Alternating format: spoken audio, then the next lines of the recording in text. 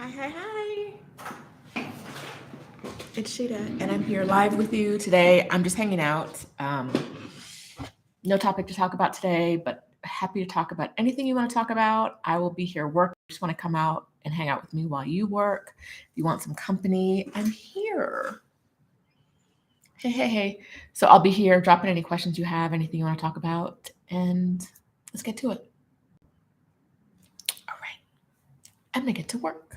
First thing I'm doing is creating a thumbnail for this video because I threw it up pretty quickly since I didn't go live yesterday and I don't have a thumbnail. So to do this the absolutely lazy girl way, I'm going to make a copy of an old thumbnail and just change the words because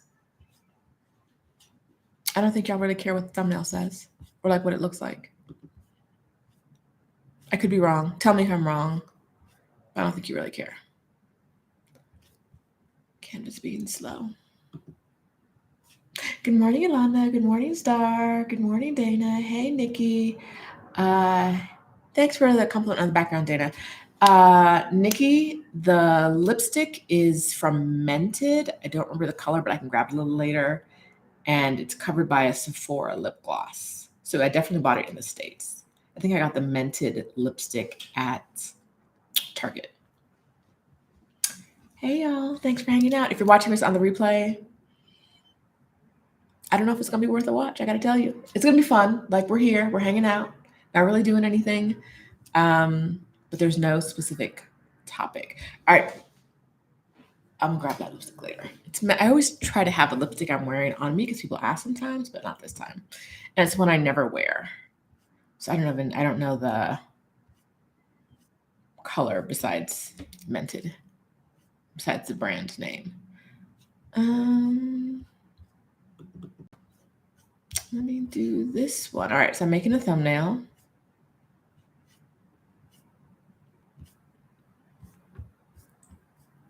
I think it's no, not that one. Not that one. I'm looking back and I've reused a bunch of them a bunch of times. So now I'm like, what haven't I overused? What can I use now? What are you guys working on today? Anything special? Nope. Let me know, let me know, let me know.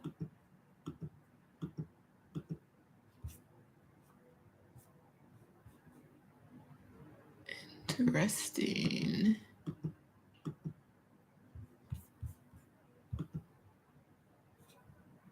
Morning, Janefa. Hey, Dana, I know. Wondering why you're at work, girl. Is it Monday? It is Monday. I got up at 5 this morning for no reason. Yesterday I was up at 4 because I had to be somewhere at like 6:20. I'm not pleased. And the person I was meeting, the person I was meeting at 6:20 a.m. I know. It was her. She picked the time and the place. I don't trust nobody. So the night before I messaged her and I was like, hey, we're still on for 6:20 in the morning, right? And she was like, yes. I messaged her at like 6:19. I am 4 minutes away. I'm going to be right there. My Uber's traffic, not even traffic, but like the time was a little longer than expected. Sis was still in bed. Still in bed. She was like, oh, I set my alarm for PM, not AM. So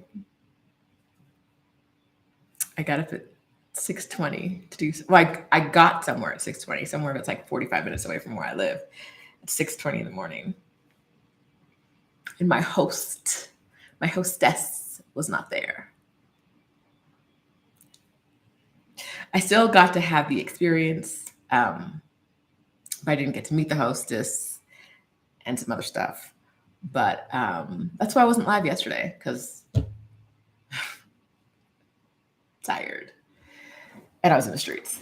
Let's see, what y'all talking about? Dana's making an escape plan. Mistress of Mental Health says, make a video encouraging people to quit their jobs. I feel like every video I make is encouraging people to quit their jobs. Yolanda's getting ready to give her notice. Nikki's checking my accounts and deciding between giving my 2 weeks notice or staying and saving. When will it end? It doesn't end until you give that notice, girl. It does not end until you make it end. If you do not have a plan to make it end, it will last forever. Forever. You got to get out. You got to get out.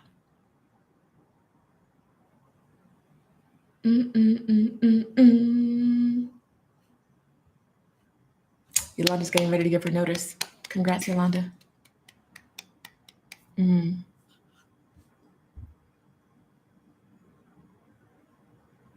Oh, S. Taylor, I gave my notice, but was met with resistance. Have a meeting Tuesday. Unless that resistance is them giving you a very significant raise that makes it worth it to stay, what's they going to say? What are they going to say? We need you. Stay longer. Why don't you quit in like 6 months instead? Is that about you and what you need, or is it about them and what they need?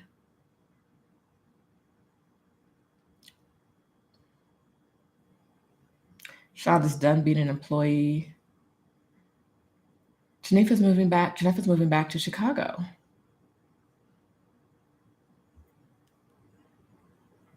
Dana says what's keeping her here is health insurance, but she doesn't believe there's a penalty anymore. I heard there's no penalty anymore, but I don't know. I think that if you're going to be in the U.S., health insurance is important, but if you're not going to be in the U.S., health insurance becomes less important. I saw a doctor yesterday for $2.50. $2.50. Saw a doctor.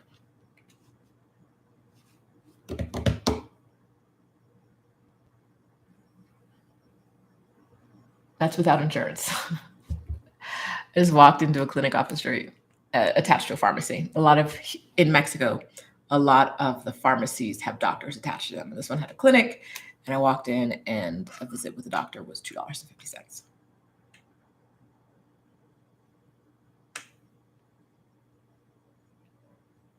I can do that without insurance.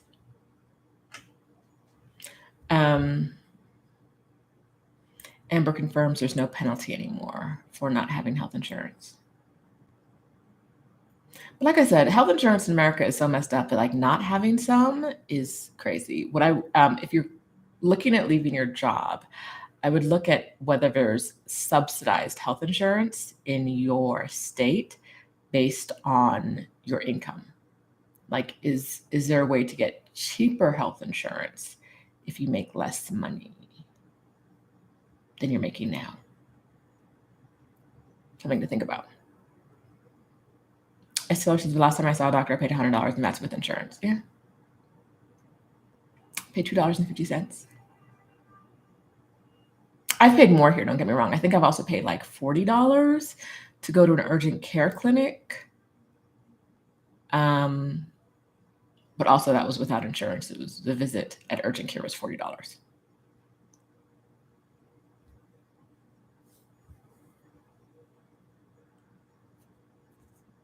Yeah. Mm-hmm.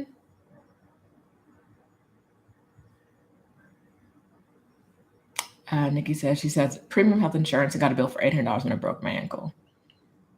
Mm-hmm.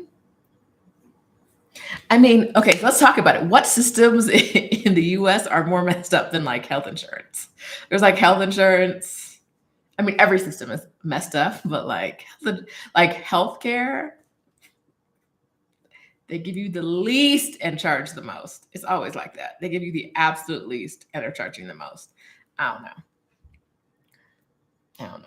It's a mess. Morning, Christina. Yeah, I'm live just randomly today because I was like, what happens if I just hang out for a while and work? What we talk about? Yeah, judicial systems and healthcare. Every system, judicial system, healthcare, taxes.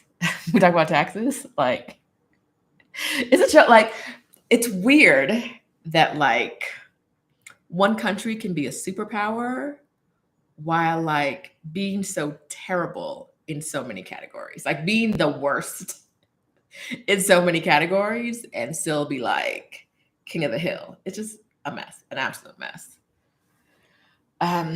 JM is seeking remote work now so they can have more flexibility. Corporate office life is not for me. No, I don't miss going into the office. I don't miss it. Y'all can have that. Or you can get out. Get out now. Get out now. Oh, I was supposed to be making a thumbnail for this. Y'all distracted me. We're having a good conversation. Okay. I get distracted easily.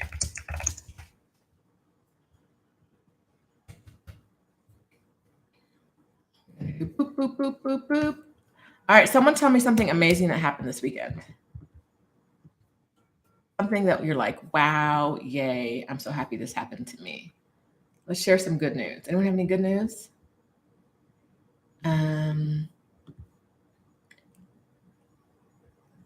I don't really have any good news, which is why I'm looking for you guys to give me some. Drop it in the comments. Drop your good news. Drop your good news. Drop your good news. Let's see what y'all talking about. Shonda worked on her business plan. How's that going, Shonda? These are my judgmental eyes. How's that going? Is it going well? We'll see. Ooh, Amber refinanced her home so they can renovate. Yay. Okay, but what happens after renovation, Amber? Are you sticking around there for a while? Tell us more. Dana's family got together on Saturday. I've had lots of loss, but really uplifted each other. My cousin's planning a destination surprise for my aunt next year. Can't wait. Oh, that's amazing. Condolences for your loss, but yay for getting together and celebrating each other, because what else do we have left at this point? Shonda's moving to Mexico City right after she sells her house. Yes, I love it. That was my I love it dance.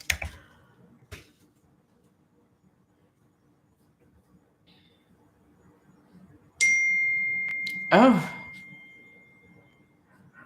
my computer's making noise. I don't like that when it makes noise. Oof.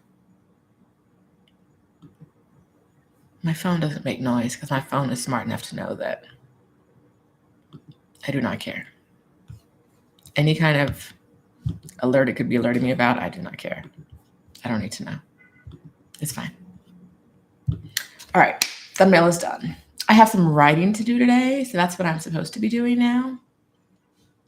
But y'all know, I'm here with you. All right. JM cut their spending and saving more so they can buy land. Yay, congratulations. Ooh, Raquel finished my rehab on one of my investment properties. Congrats, Raquel. Jimmy, with an IE, found out they can retire in July instead of November last week. We gonna have a retirement party in July. Party in July. Party in July. This is my chair dance for the day. Yes, congrats. That's huge. All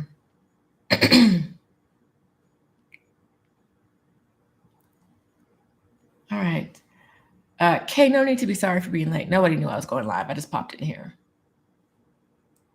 Glad you caught it. Amber is not keeping home for long, waiting for the last two to start and finish high school and our oldest two to finish college, and who knows where university will take me. Girl, take them kids with you. Go somewhere. Go somewhere fun. Take the kids. They'll love it. Or leave the kids behind. I always feel like the moms are going to come for me when I'm like, leave them kids behind with somebody who loves them. They'll be fine. Take them with you. Don't let them stop your dreams. If you want to leave, you take them with you, you leave them behind, you do whatever, but don't let them slow you down. All right. No, picky girl, no one knew I was going live. I just literally started typing into YouTube and then I was live. Listen. Yes, Amber, they can find their way. Y'all, okay, so the moms today know. The moms today know. Leave them kids behind. Somebody will take care of them. Especially if there's a dad they can live with. You've done enough work, Mom. Drop them kids off. Right? Like, I know nothing about your situation. Based on everything I know about the division of labor between mothers and fathers, moms, drop them kids off. Take some time for yourself. Just a little post Mother's Day advice. All right, Christine C. dumped her storage unit, paid someone to take my past away and not to drag it into my future. I wish I could highlight this comment on the screen today. Dumped my storage unit, paid someone to take my past away and not to drag it into my future. I love it.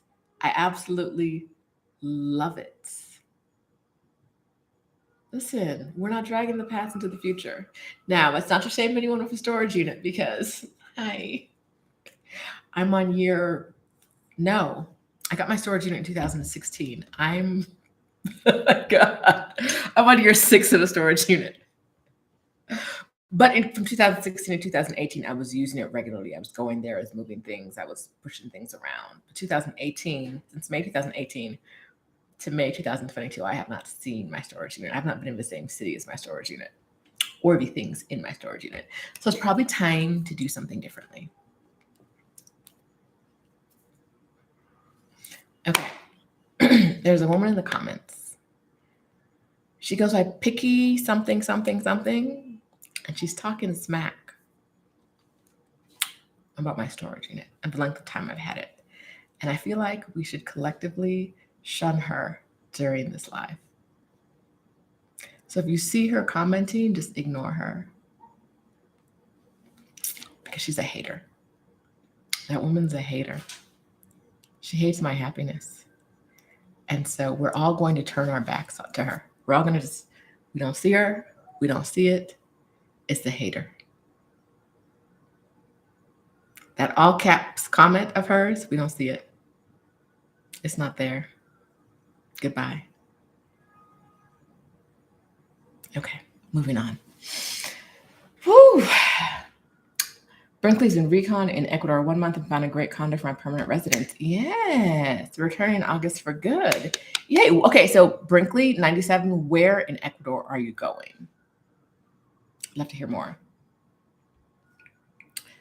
Geneva's planning a looky-loo for the end of the year in Mexico. I'm getting rid of my storage unit at the end of the month. It's in Chicago. I've had it so long because of the pandemic. Yeah, this pandemic, like, I feel like we're going to, I said this to someone yesterday. I feel like we're going to be saying because of the pandemic for like the next 20 years. For the next 20 years, there's always going to be something that is like, because of the pandemic. Because of the pandemic, yes. I've had my storage unit for 6 years because of the pandemic. And my inability to get rid of things. But whatever. Yes, the price increase shocked me. They've increased the price of my storage unit, I think, every year. And every year I'm like, I'm going to go there and clean it out because I'm not paying y'all anymore. And then every year I pay them more.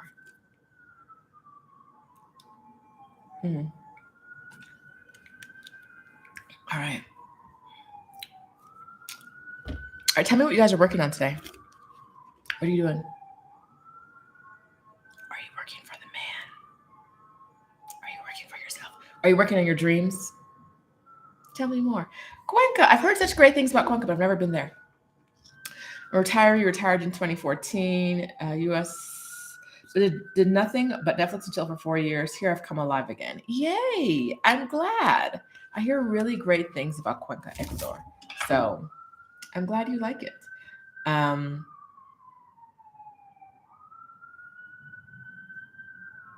Okay, come alive. I love that.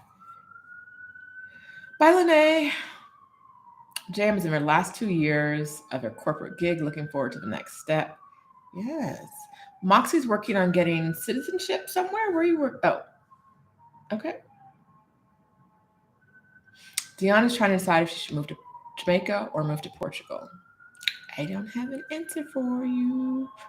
I've never been to Portugal, but I've lived in Jamaica. I wouldn't do it again. But that's not to say that your experience in Jamaica would be my experience in Jamaica. My experience in Jamaica was during the 80s, so it was a while ago. We didn't have any indoor plumbing. I feel like period. We didn't have any indoor plumbing, period. Like that's all you really need to know. Your experience would be completely different than mine.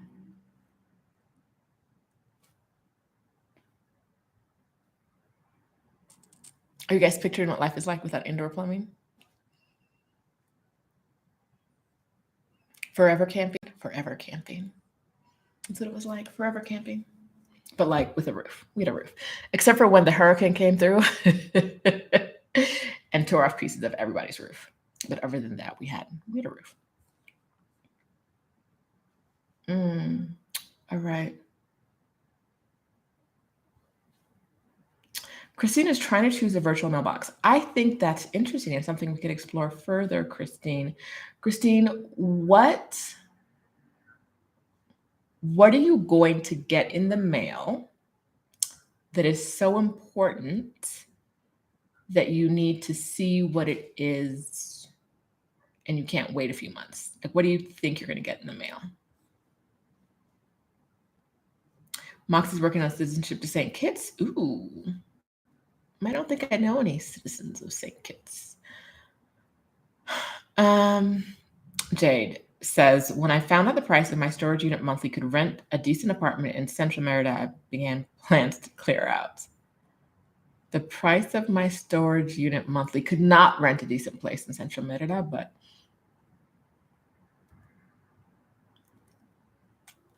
it'll get you halfway there. Not halfway, a little bit less than half, probably. Probably now. Old prices, like pre-pandemic, probably got you like half, 1/3 of the way there. Amber's working for the man and these kids to pay these tuitions. Girl, take them kids abroad with you. They'll be fine. They'll be fine. They'll love it. Patricia's taking a break from work and cleaning her apartment. I work for myself.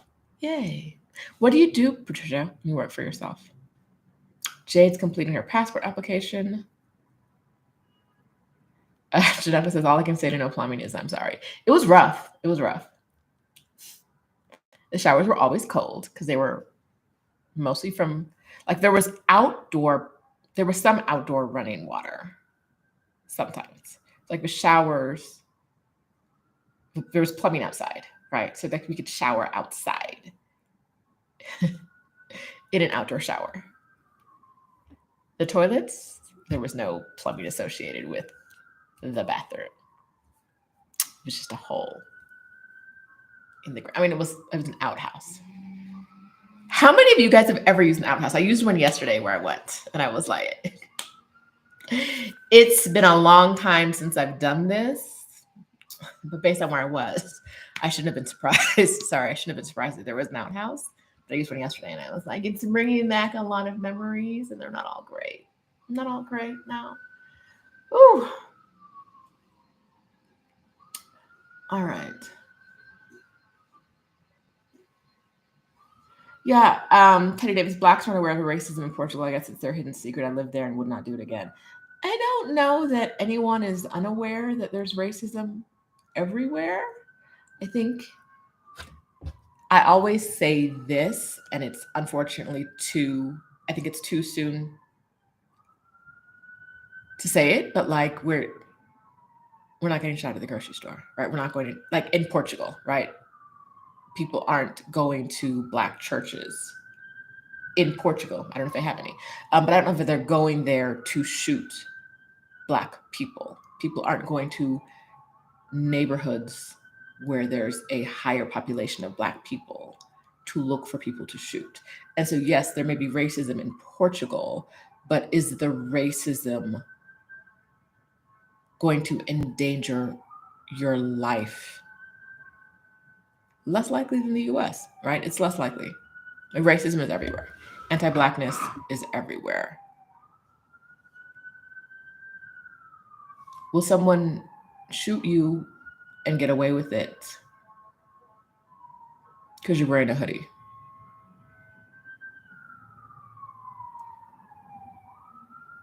Maybe, right? That's the core nature of anti-blackness. Maybe is it as likely to happen in Portugal as it is to happen in the United States? Unlikely.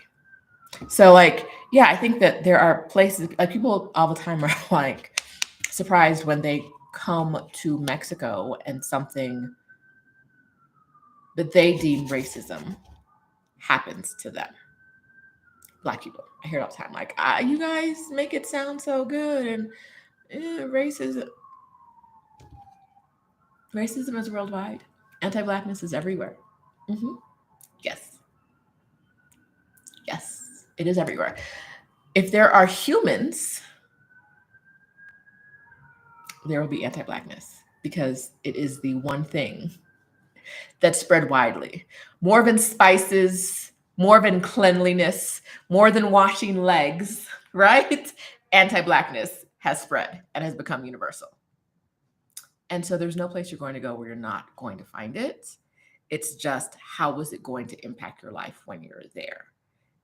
It's can you survive it? Is it coming from everywhere? Is it coming from the government in a way that is going to impact your life there? I mean, the US, once again, global superpower, but it's really got like the market cornered on being a terrible place for Black people to live.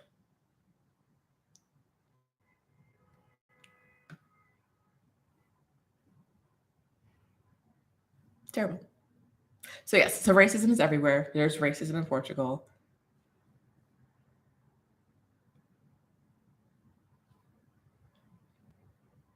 But you survived. And so many of our brothers and sisters can't say that in the US.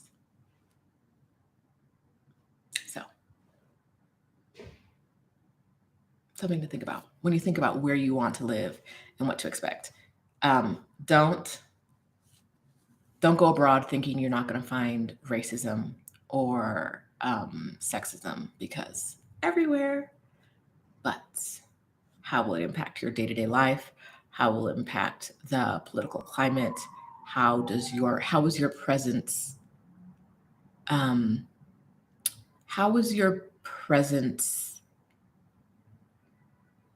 and how you present? How is that dealt with by people regularly? Like in Mexico City, generally, if I'm in the places I normally go, generally, I might every once in a while get like a, huh. And then people go back to their business, right?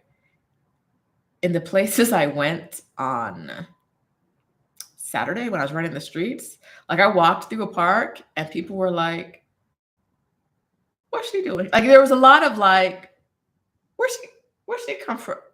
But also, they went back to doing what they were doing, right? There was a lot of like, huh. And then gone back to their business. Like there was no one taking photos of me. It wasn't like, oh, there's a Black girl, let's take a photo. It wasn't like that. It was really like, we don't normally see people who look like you in this neighborhood, but let me get back to my salsa dancing because this is why I'm here, right? No one was like asking me questions. No one asked me if I belonged. No one's like trying to chase me out of their neighborhood. And so like, yes, is the extended look, not a stare. It's rare that I find that people in Mexico City stare, but is this long glance? Is it racism? Probably not. It's probably more curiosity. Like, what is like? Typically, it's what are you doing in this very, very local neighborhood? Is how I interpret it. But is there racism here? Yes. I'm on planet Earth. As long as you're on planet Earth, you're gonna find some racism somewhere. It's waiting for you. All right, let's get back to it. All right, Nikki MD, looking at long-term rental for me and my son in Granada. He's getting bullied at school by these night kids. After I spent all this money to put him in a good school district. I wish you the best. I wish you the best. You and your son. I hope you find something that's right for you. Culinary guy really wants to move to Mexico as a single woman without children. So what is stopping you?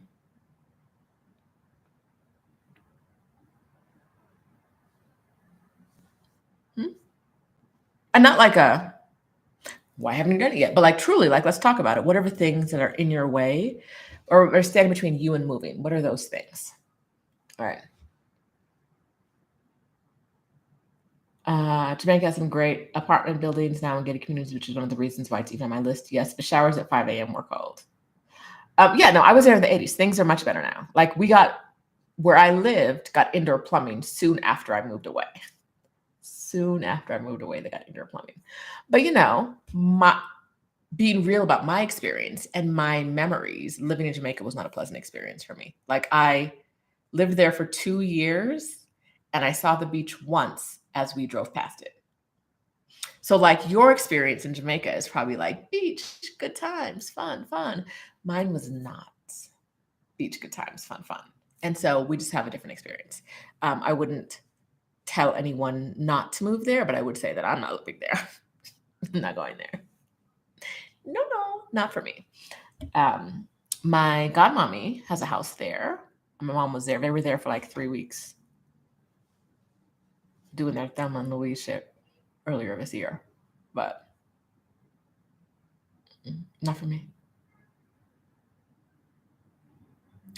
Brooklyn wants to know how I survived indoor plumbing. I was 8 and I didn't have a choice, right? Like, what are you gonna do? Also, no one told me until I got number one, I didn't have a choice, but number two, I didn't know until I got there, and I was like, oh, okay, so I've officially moved here, and there's no other. All right, I'm gonna live with it. What else am I gonna do? Whew, child. Hey, Miss CPix. JD was an outhouse in Girl Scout camp every day for 2 years. Every day. In the middle of the night, if I had to go to the bathroom in the middle of the night, I had to go outside. Walk through half the backyard because the outhouse isn't next to the house because that would be gross, right? You'd be smelling it. No matter what time it was, daylight, nighttime, I had to get up, walk through half the backyard, go to the outhouse. When I say I would never live in Jamaica again, I mean it. And like I said, I know it'd be a different experience now, but the trauma is deep. It's deep. All right.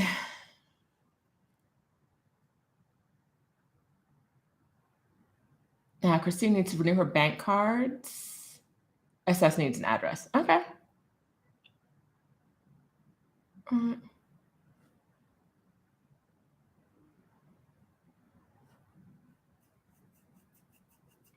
Yes. They know how to wash their legs, but they know how to be racist. Like, what are we doing here? What's happening? Bathing is too complicated. Do you guys see the TikTok of the woman?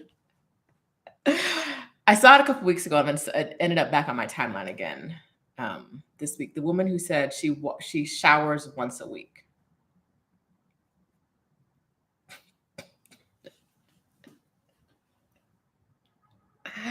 She showers once a week because she doesn't like to get her hair wet, and she doesn't like to get wet, her body wet.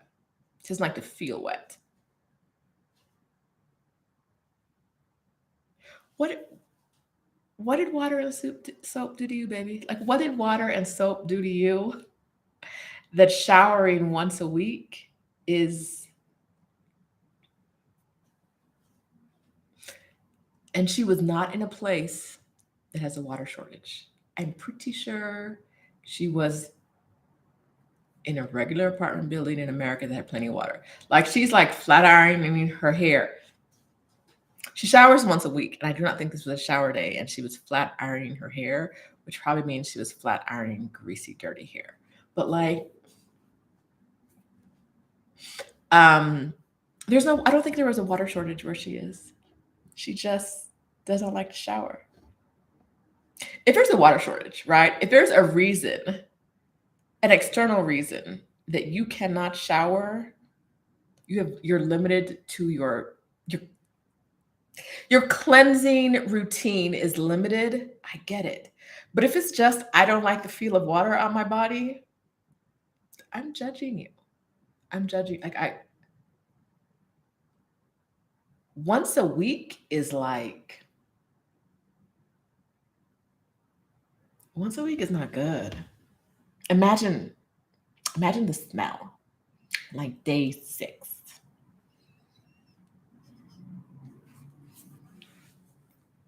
The smell on day 6 when she's out in public, running an errand, going to Target, going to work. I don't know if she goes to work. I don't know.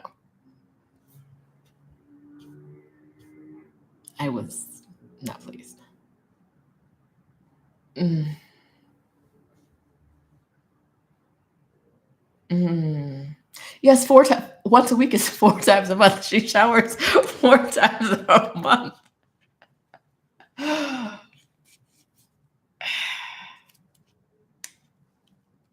But they still got time to be racist. They still got time to think they're better than everybody else. But showering is too complex. Okay, anyhow. Nicole Meeks, I don't know where you're coming from, but you applied through a staffing position. Let's see what you applied to.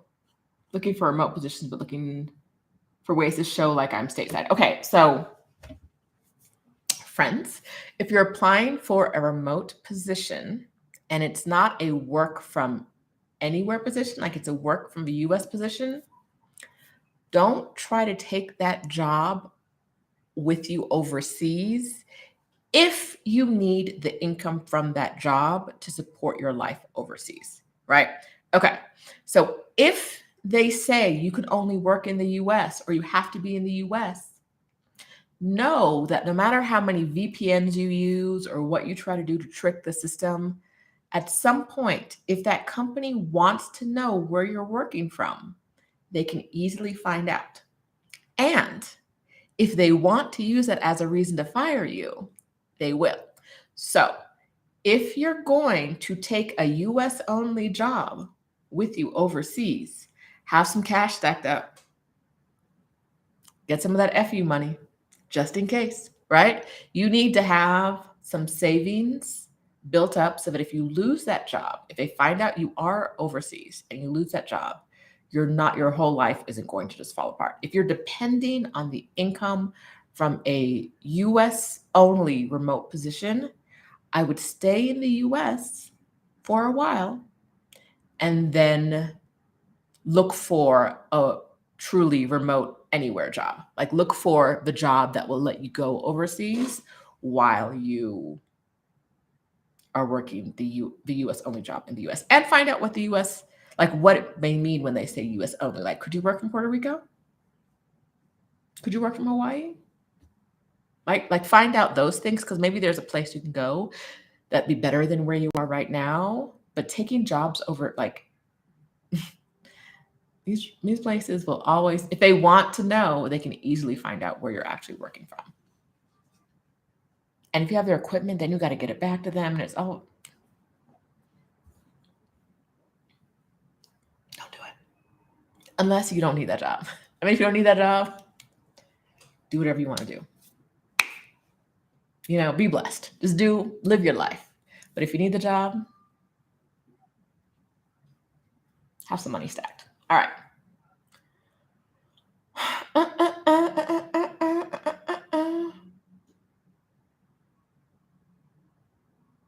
Okay. I was a little older than, okay, not before 10. I'm a little older than you ladies, but I'm still traumatized by an outhouse attempt at the age of 6. There was a chicken, it was dark, and the aroma. The outhouse was not far from the chicken coop. We had chickens, we also had pigs.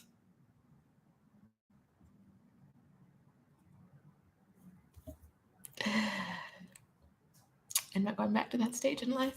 Mm-mm. Mm-mm. Chickens. So,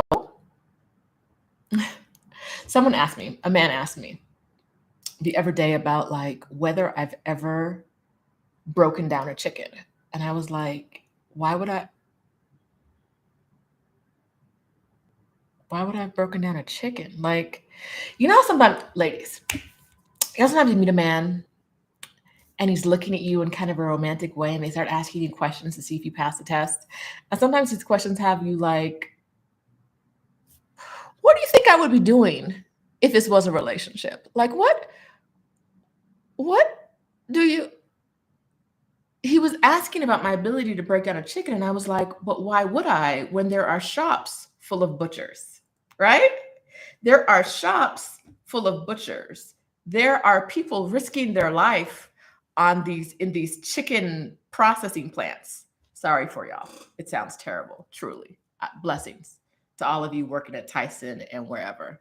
I love me some chicken, but I hate your working conditions. But anywho, why would I? He was like, to like help out. And I was like, here's the thing. Like, we raised chickens. We fed chickens. Grandpa and grandma, and sometimes us, caught chickens. Grandpa strung them up by the feet, used his big machete, cut off their heads. The chickens did a little I'm bleeding to death dance. Grandma dipped them in hot water, and I plucked chickens. I was 8 to 10 at this stage in my life. I'm done. Like, no, I'm not breaking down. I have done my chicken labor. And if breaking down, he said, it would show that like you're a good teammate. And I was like, how does breaking down a chicken show that I'm a good teammate? I have been on a chicken team, and breaking down the chicken was not my duty. Plucking all the feathers from the chicken before it went to market was my duty. And I'm past that. I won't be doing it again. So if going to the shop full of butchers or the shop full of grocers and getting chicken, if truly going to a restaurant that puts chicken on a plate for you isn't enough, show that I'm a good teammate, I'm not a good teammate. I'm not. Like, I don't know why breaking down a chicken is part of your, like, what does she bring to the table test? But I failed. I have failed. Oh, tragedy. I have failed the test because what kind of shit? Like, who? It would show. I really was like, why is this relevant? He was like, it would show that you're a good teammate. Breaking down a chicken would show that. And yes, this happened in the year of our Lord, 2022. Breaking down a chicken. Or not having broken down a chicken was evidence that I'm not a good teammate. Anyway.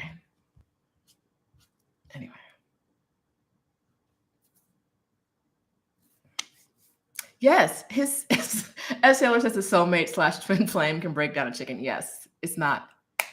I'm not, okay. Can I? Yes. Have I done it before? Yes. Am I claiming, like, if that is your test, I'm going to tell you in advance I failed. Like, I can take a whole chicken and break it into parts and cook it. But if that is your test for my worthiness as a partner, baby, I failed because I'm not cooking for you. Like, that's not going to be the box you put me in. That's not going to be the expectation you have for me, because that's not what I want for my life. I do not want a life of someone adding themselves and then adding more work for me. Labor that I'm not already doing. Like, he was like, yeah, I love to cook. So then why are we talking about me cooking? Like, if you love to cook, take that and go. I don't love to cook. So why are you trying to put me in the kitchen? Why are you trying to give me cooking responsibilities? I can buy chicken pieces. I can buy whole chickens in restaurants. What's happening? Why is this? I'm not your soulmate, I guess. It's fine. No, I would like, he literally asked a question. I was like, no, you know when someone's talking to you and you're like, this is fascinating. Tell me more. Like, break this down for me. Like, why is this important? Why? What does this tell you? Tell me more, please. Because if I have to know how to break down a chicken, and I have to do it regularly to join your gang, I ain't in it. I'm not in it. I'm not, listen, I was like, what are you talking about? Why is this happening? It would show that you're a good teammate. What? Anyway, I don't know how we got here, but I guess. I literally have no idea how we got here. Let me scroll back in these comments, y'all. Oh, breaking down a chicken was the test. And I was like, why would I do that? Shops full of butchers. Shops full of grocers. Restaurants. And in a pandemia, your test for me is whether I'm breaking down a chicken. Sir. No. No. Mm-mm. No. Mm-mm. Yes, Data says that's why we're single and at peace. Yes. Yes. Yes.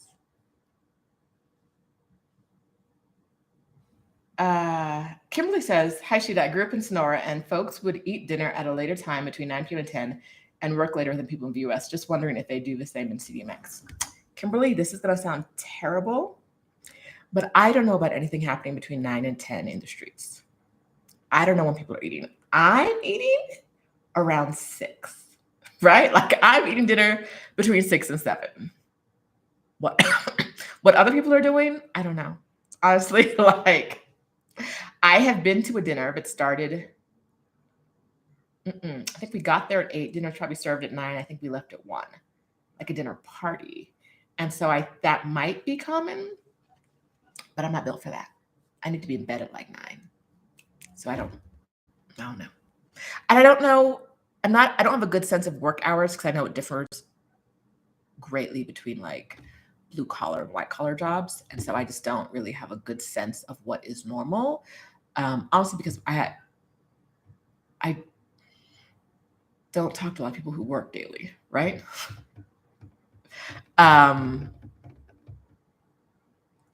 Yeah. Or like they work for themselves in the way that like their hours aren't set. So I don't really have a good sense of like I was thinking about this. So I found out yesterday that in the Mexican Constitution, there is an article 123 of the Mexican Constitution, gives everyone the right to work. I think it's like meaningful work. Look it up. Posted on Instagram yesterday. And I thought that was really interesting. Hold up. Thought that was really interesting. Looking it up. Because it pretty much said like, it's up to the government to create jobs. Like if you ain't got a job, the government's supposed to be creating a job for you. And I don't know how that was written in, I think 1917 in the Constitution. So I don't really know how that is actually manifested over the years. Every person has a right to decent and socially useful work. To this end, the creation of jobs and the social organization of work will be promoted in accordance with laws. In accordance with the law. I don't know what that actually means over time, but I have noticed that I see people doing work that I think in a lot of cities would be unnecessary or wouldn't be done because it would seem like an unnecessary amount of work or work that wasn't valued. So like here, Reforma Avenue has a strip down the middle of it. And at the end of every October, middle of October, they plant chrysanthemums for Day of the Dead.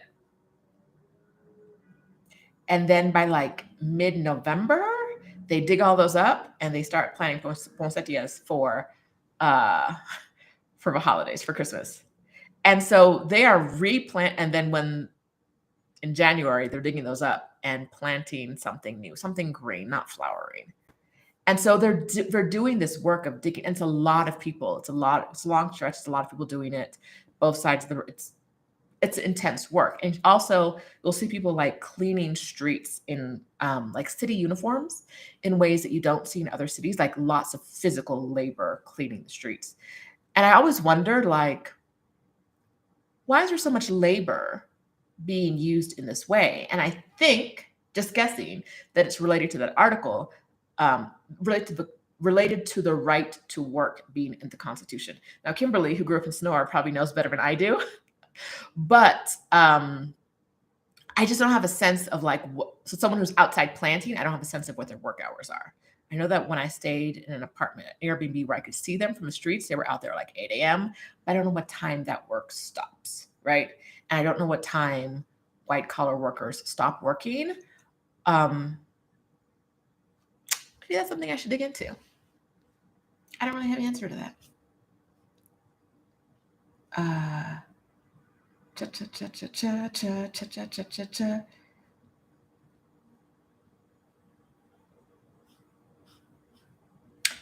Kimoha says his test of teamworthiness shows so many limitations in his thought process. Like, it's not 1932. You're not bringing home a live chicken, right? If it was, like, if Tyson didn't have huge manufacturing plants, right? Where there was a machine breaking chickens down, I could see this being a valid question. In 2022, my chicken comes in a box, baby, like, or on a plate. Like, I don't.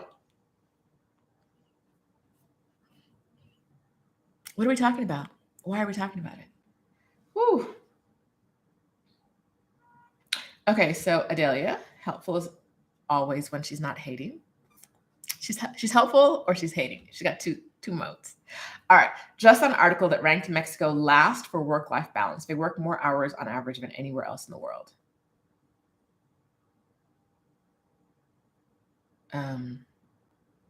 Yeah, it sounds right. I just don't know what those hours are.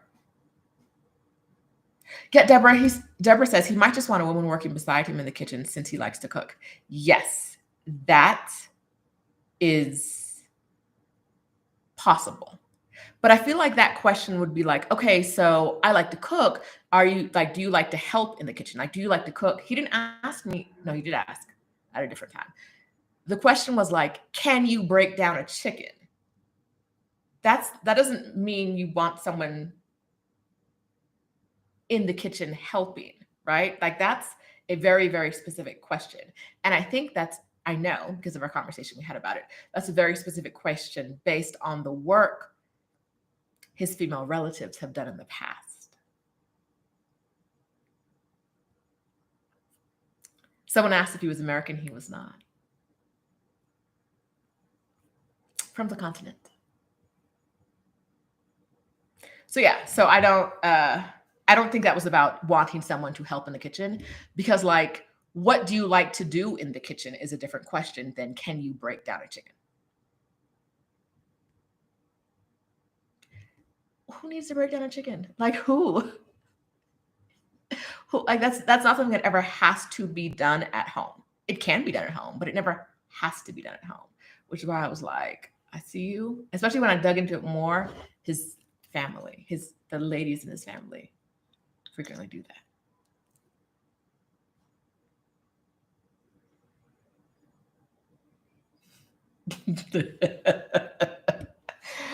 Woo! Yeah.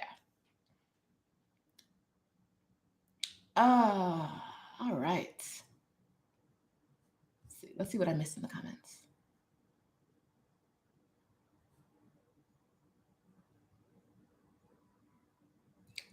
Hey, Lucia. Hey, Nicole. Nicole asked about, do you have deets on working abroad but showing like your stateside? A VPN is your best bet, but like I said before, if they want to know, they'll find out. I tell the story all the time, but if you're new here,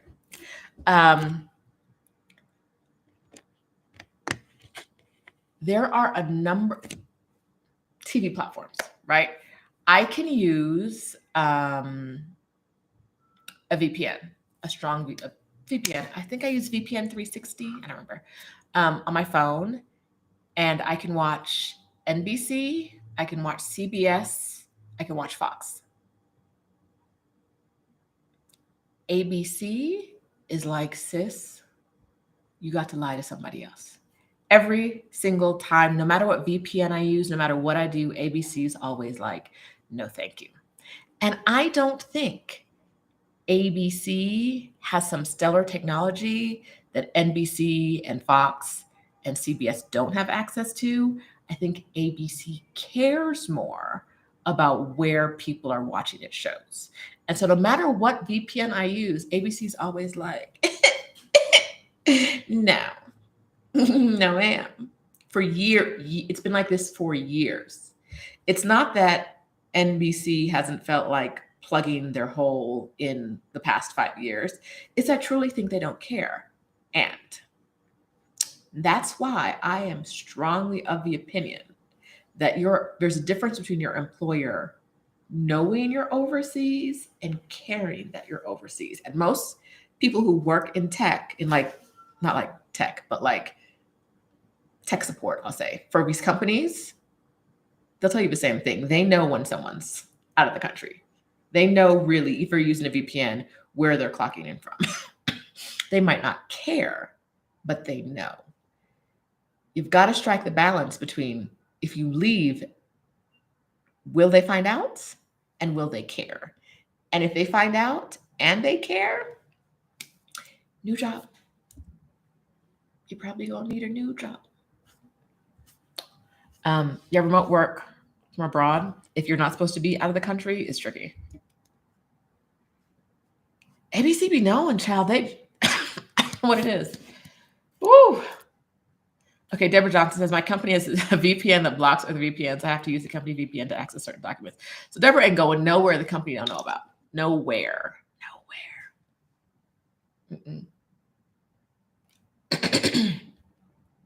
Thanks, Nicole. Thanks. You're new here. Yeah, I say it's like ABC does not have access to technology that NBC does not have access to. NBC just is like, you watching these commercials? Cool. We all gonna pretend you are where you say you are. We're all just gonna pretend. ABC's like, you a lying ass so-and-so. And absolutely not. Same for Disney. Yes, same for Disney. Same for Hulu. Hulu was like, we see you with this VPN. Go straight to hell. I was like, oh, what? Yeah, no, they don't. Your company, even if people say use a VPN, and I think some people get away with it because your companies don't care. Maybe they don't check, maybe they don't care. But if they check and they care, they'll find out. Yeah, no, I know. Disney owns Hulu. It's part of the Disney conglomerate. They said no. The mouse says no. You are overseas. You are not watching this. I also can't watch HBO Max here. If I accidentally leave my VPN on, I can't watch HBO Max because it's only I have Latin American HBO Max. And so if I'm in Mexico, my VPN says US, it won't let me watch it. Because we're like, we don't exist in America. You got this Latino. So you're paying Latino prices, not American prices. So you're only watching it in Latin America. Okay. All right. Okay, so Sonia, you've been able to watch Hulu? Okay, I haven't tried to watch Hulu in years. So maybe Hulu has lightened up. I heard that from someone else too, that they were able to watch it with a VPN. It's probably been like 5 years since I've tried to watch Hulu with a VPN because I just got tired of them being like, no, ma'am, go away. But ABC still to this day is like, no. All right. Yeah, ask them if you can work abroad. Okay, so ask them if you can work abroad. I talked to someone yesterday. Where was I? Oh, and they work for a tech company that they're allowed to work overseas for 3 months at a time. And then they have to come back to like headquarters for a week and then go overseas for 3 months at a time. Pretty sure it's a residency thing, like not being in a country for more than 3 months. There's some kind of tax residency issue there. But like, see if there's a compromise you can work out with the people who love you at your job.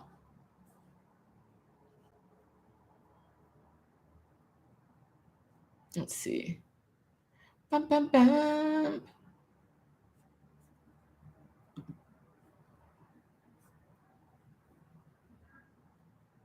Okay, the Dark Knight watches Living Single on Hulu. I haven't watched Living Single in so long.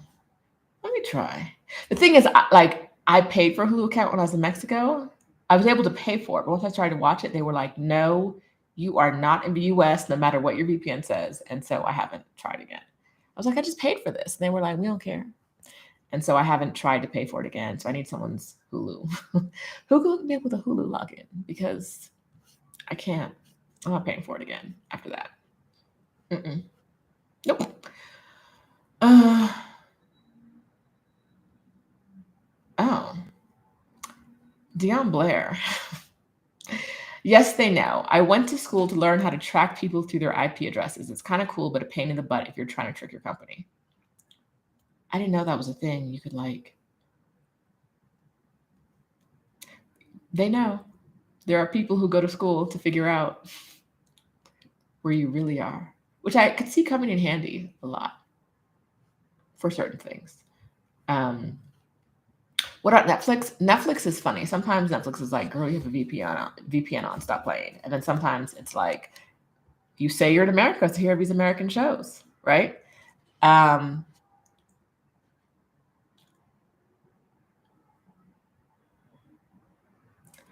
I have found that if I tell Netflix, I'm somewhere, but I connect to Wi-Fi. No, wait, it's one of them. I have to either have my Wi-Fi or my cellular off. I think I need to leave my cellular off and connect only to Wi-Fi and have my VPN, and then Netflix will really believe me. Otherwise, sometimes they're like, "Girl, you play too much."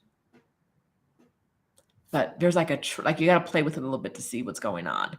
But Netflix has both told me both ways. Like one, they've been like, "Okay, sure, you are whatever, we don't care," and they've also said like, "No, ma'am, that's not where you are, and so that's not what you're gonna watch."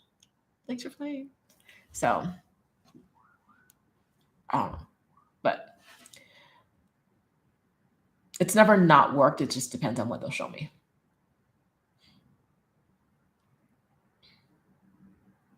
Simi says, I was supposed to start a job abroad and it was canceled at last minute. I'm thinking of taking a break, but I'm worried about rising cost of living. It took me forever to find this job. I feel you. I feel you. Can you do your job search somewhere relaxing, somewhere that you want to be? Right? Can you do your job search from somewhere that doesn't feel oppressive? And if so, would that feel like more of a break while you're still searching? It's hard. Like let's not pretend that searching for a job isn't a full-time job, right? Like searching for a job is a full-time job. And so I'm not going to say that like that could be a break because it's not. But is there a place you could go where you would feel like, yes, I'm job searching, but I'm spending 3 weeks job searching from the beach, right? If they call you in for an interview, tell them you're on vacation, you'll be back at a certain date. Or can you interview remotely? They know remote works now. You happen to be out of town right now. Can you interview remotely? And see what they say. Timmy, I love it. Your stuff is already packed. You have to leave your apartment. Go somewhere relaxing and inexpensive if you can find it. Not too far from home, not too far from where you're looking.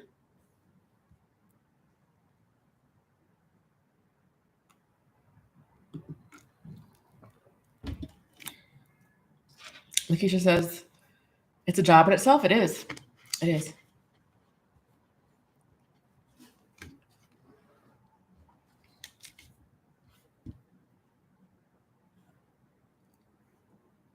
All right.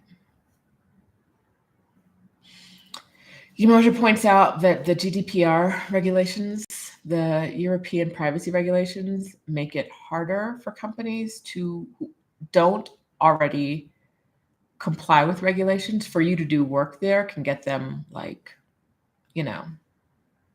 it can make those regulations applicable to them if they're not already applicable. And companies have not been doing GDPR well. But that's if you're in the EU.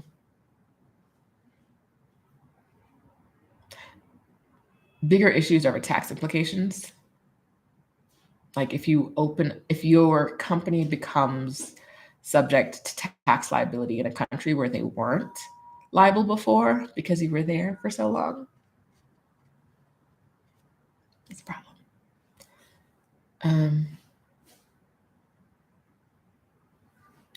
Simi's going to Peru for 2 weeks because I need a break after rushing to declutter and sell my stuff. My inflatable mattress is killing me too. Simi, what if that was a month in Peru? First 2 weeks are break, next 2 weeks are job search. But like job search in Peru. Something to think about.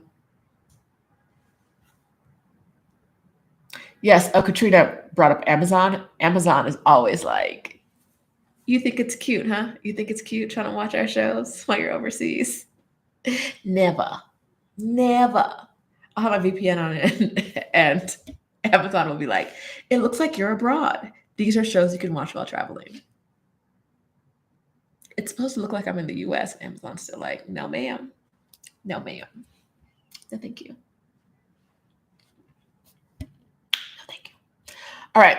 I'm supposed to be working. Y'all, we're supposed to be working together. This was a co-working session. I told you guys that I've developed this cough that really happens when I talk. I have cough syrup I'm supposed to take once every 8 hours.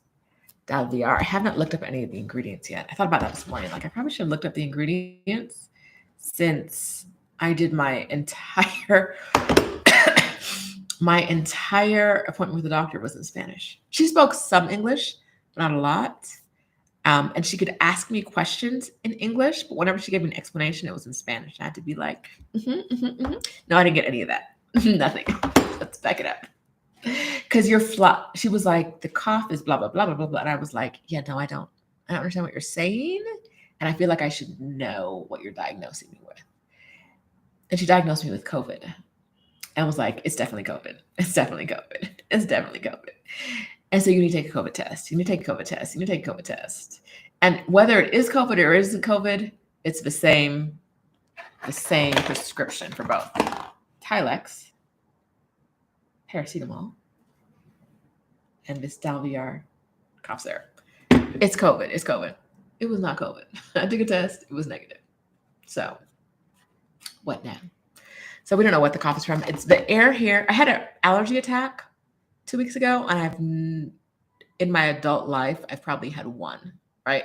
Like the past 20 years, I probably had one allergy attack, and I had one 2 weeks ago.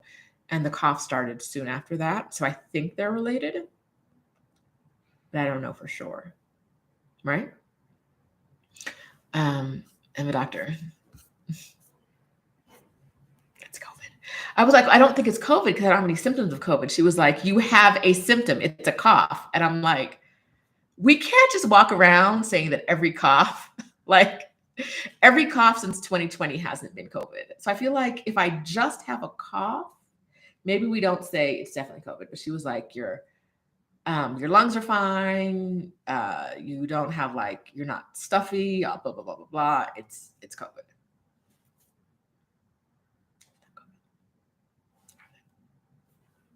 So misdiagnosed by a doctor. Surprise, surprise, surprise, surprise. So it might just be a cough. She said it was inflamed, like my throat is inflamed. So hoping that with 5 days of cough syrup, which is what I was prescribed, the inflammation will go away and the cough will go away with the inflammation.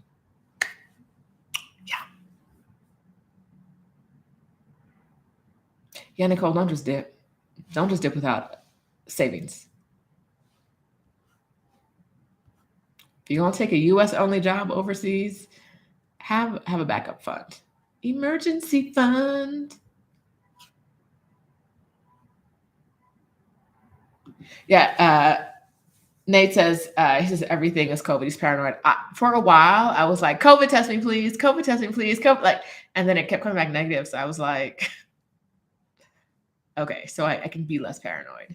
Like the first time I got a cold, if I get a cold, I was like, if I could get a cold, if I was doing things that I to get a cold, I could have just as easily got COVID. What was I doing? I went outside. And now I came back and I have a cold. Finally, I was like, it's just not COVID. It's okay. It's okay. We still have to live our lives. But yeah, because I didn't have, like I said, no fever, no nothing. The allergy attack, and our air is terrible right now. In Mexico City, the air is terrible right now. So I had an allergy attack and I had a cough. And I was like, I don't think that's COVID. I don't think it's COVID. Anyway, let's see. Bum, bum, bum.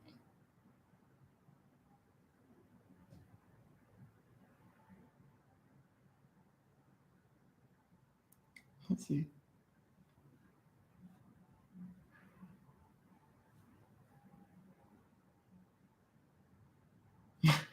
Nick says his family hasn't seen his face since pandemic started.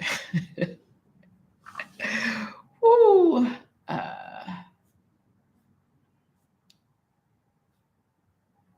Okay, so Dion's helping Nicole with remote job sites. I love it. Y'all in the comments helping each other.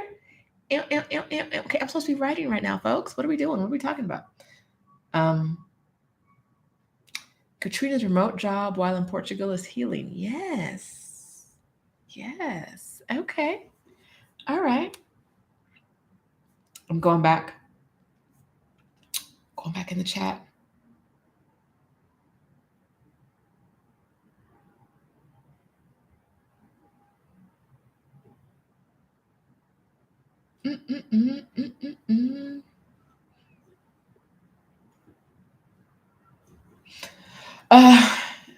Back to Portugal. Bia says, check out Lisboa. There are all types of people from all over the world that live here. Maybe some racist people are here, but not even close to my experience in the US.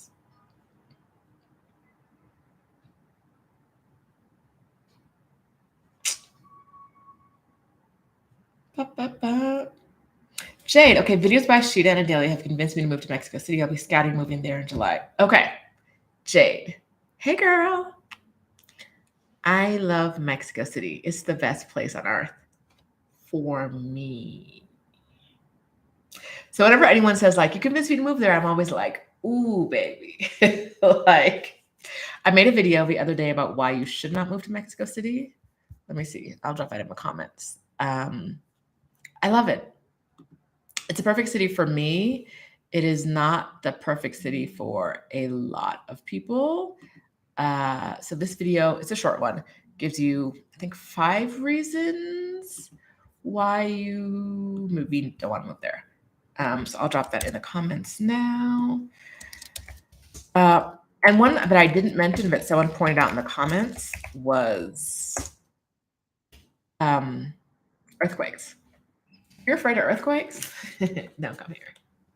Don't move here.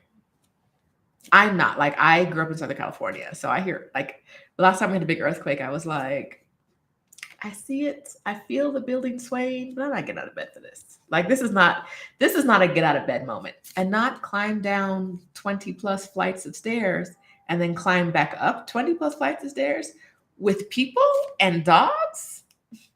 I'll be in bed. I was like, no, ma'am. No, thank you. But I also grew up with earthquakes. So if you are scared of earthquakes,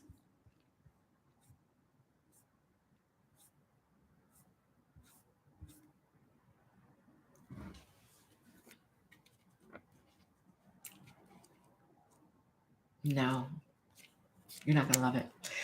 We don't have them often, but when we do, they hit a little hard. So, yeah. Jade said she'd be on the first or second floor of a building. I feel it. I do. Like, I truly, like I said, I'm in the 20s of my building, and I'm just like, no, that's not, like, I can hear what's happening. I feel it. I can hear what's happening to the building right now because things are creaking. This is not big enough for me to get out of bed. I'm already in bed at night,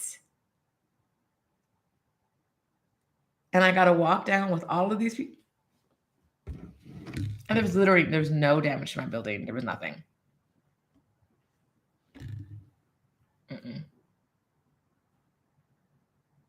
Let's see.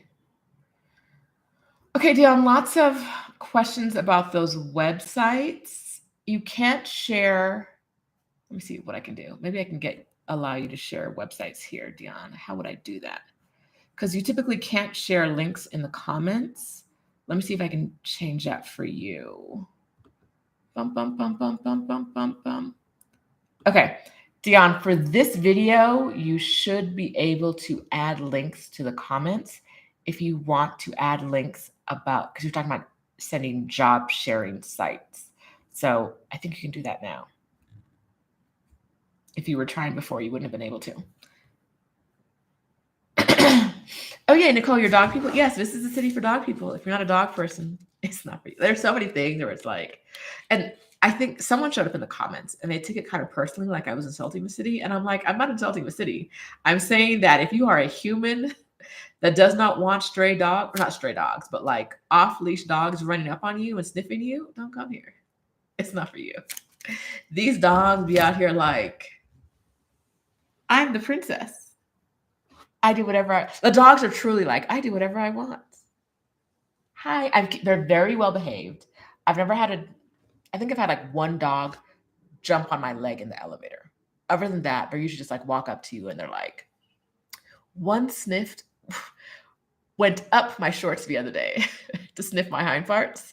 And his owner was like, I mean, what you gonna do as a dog? Like off leash, I think he was getting them in the car or from the car. I don't remember which one. And the dog was like, where the goodies at? What's up? And look, I was like, what is that cold, wet thing on my butt? And it was dog's nose. And that's just like, why would I get like you can't get mad about stuff like that because that is stuff that's just going to happen. And if that's the kind of stuff that would like upset you, or like you're going to get mad at the owner or mad at the dog or like scared, it's not the city for you. These dogs do not care at all. The city belongs to the dogs. And you just got to be like, I'm here too. Can I walk on the sidewalk? I can. Thanks. Bye. Oh, there's a poof ball in my elevator yesterday. Like when I say poof ball, but like the dog probably weighed like flesh about 40 pounds. Big dog. And then the white, I don't know what kind of dog it was, but like white hair, like just all of it, just the straight sticking out hair was probably like another 20 pounds of hair. At least a solid 10 pounds of hair. It was so cute. And it was so friendly. Just wanted to get pet and it wasn't smelly. The dogs here are really well taken care of, groomed really well. So it wasn't a smelly dog. It was just beautiful. And now I kind of want to kidnap the dog. I know what floor it lives on. I know what its owner looks like. And the dog and I are friends now. And I'm like, you could come live with me. How can I come? Can I kidnap a dog in my own building? Like in my own building, would they notice if it's like, it looks kind of like a husky, but like fluffier and all white? Like, would they notice if I had the same looking dog and when their dog was missing? I think they'd notice. But yes, like, I'd like to steal that dog, please. Very cute. But I don't want a dog full time. So maybe I should just dog sit for them. That's probably a better solution. But yeah, I was like, I want to take you home with me. You're so cute. And the dog did not want to leave me and go home. But his owner was like, girl, get off this elevator. All right. Christine says she's desensitized by Cali as well in regards to earthquakes. I remember folding a stand to keep it from falling and continue to watch Twin Peaks. Yeah. I'd get out of, like, as a child to Southern California, I'd get out of bed and like go doorway, bathtub, under a table, and then go right back to bed. Like, okay, it's over. Um, I'm not kidnapping every dog, but that one, it was just so lovely. It was like brushing up next to me, and I said, I don't pet strangers' dogs. I don't pet strangers. When I owned a dog, I did not like strangers just walking up and petting my dog. So I don't pet other people's dogs unless we've already had a conversation about it. And I was like, is it okay if I pet her? He said yes. And the dog was already like rubbing on me and trying to sniff me. So I was like, let me pet you. And then once I pet her, just like my dog, when I had my dog, anytime I took my dog out in public and someone pet my dog acted like it had never been pet before in its life. And that's how that dog was acting. And so I think it just like brought up something. The dog was like, oh, and every time I took my hand away, it came back like more. And I'm like, you know, this man pets you. You know, this man pets you. And here you go acting, showing out in public. But I like it. I like it. Bring me some more of that. Thank you. So yes, I might be stealing a dog. It's dog city. All right. Dion is sharing links. Yes. Missy Pick says, I like dogs, but ownership is not for me. Yeah, I like dogs, but I don't want a full-time dog again. I need like a timeshare dog. And it's not Mia. Don't even suggest that. If y'all think Adelia's a hater, her dog, woo! Mia.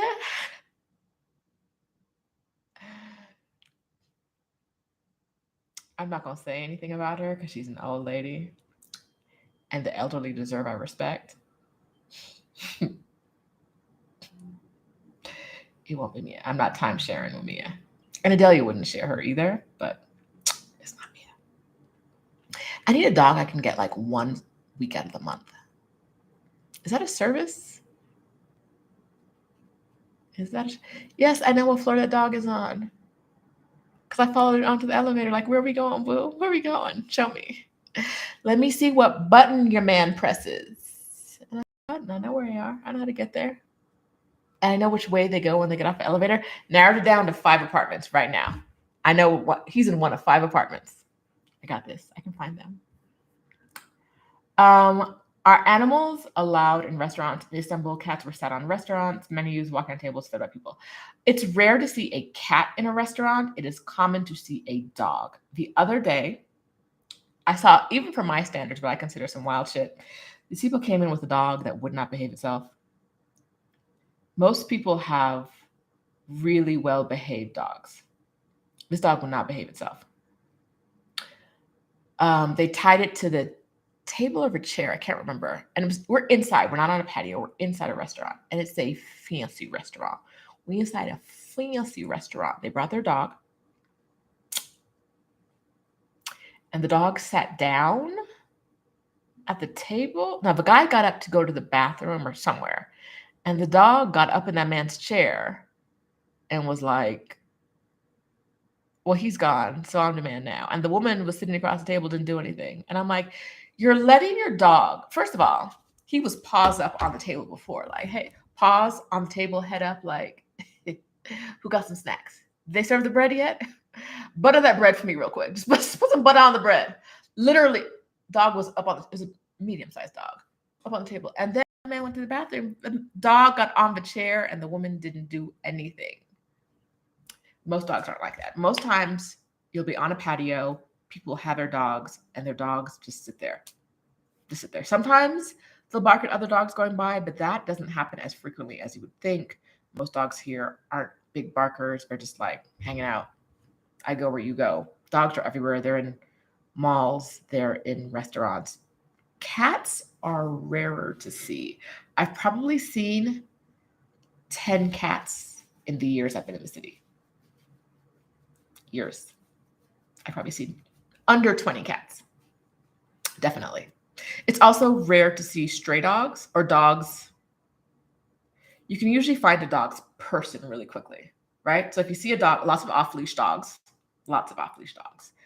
But you can see, like, if you look around, the dog is like following or like hovering around a human. To see a dog without a person, I've maybe seen like 3 of those in the years I've been here, where it's like, I cannot figure out at all.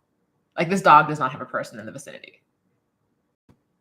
But when you see a dog like that, it's usually just mind his business. Or that's not like bothering people, just running around like chilling. I'm in these streets, just chilling. So, not a lot of cats here. Let's see. Jay says YouTube and Google researched my way through Mexico from Playa del Carmen all the way over to Cabo. CDMX met the requirements. Good. It's my favorite city. Dion is dropping links for people who are looking for remote jobs. She's looking for remote job websites.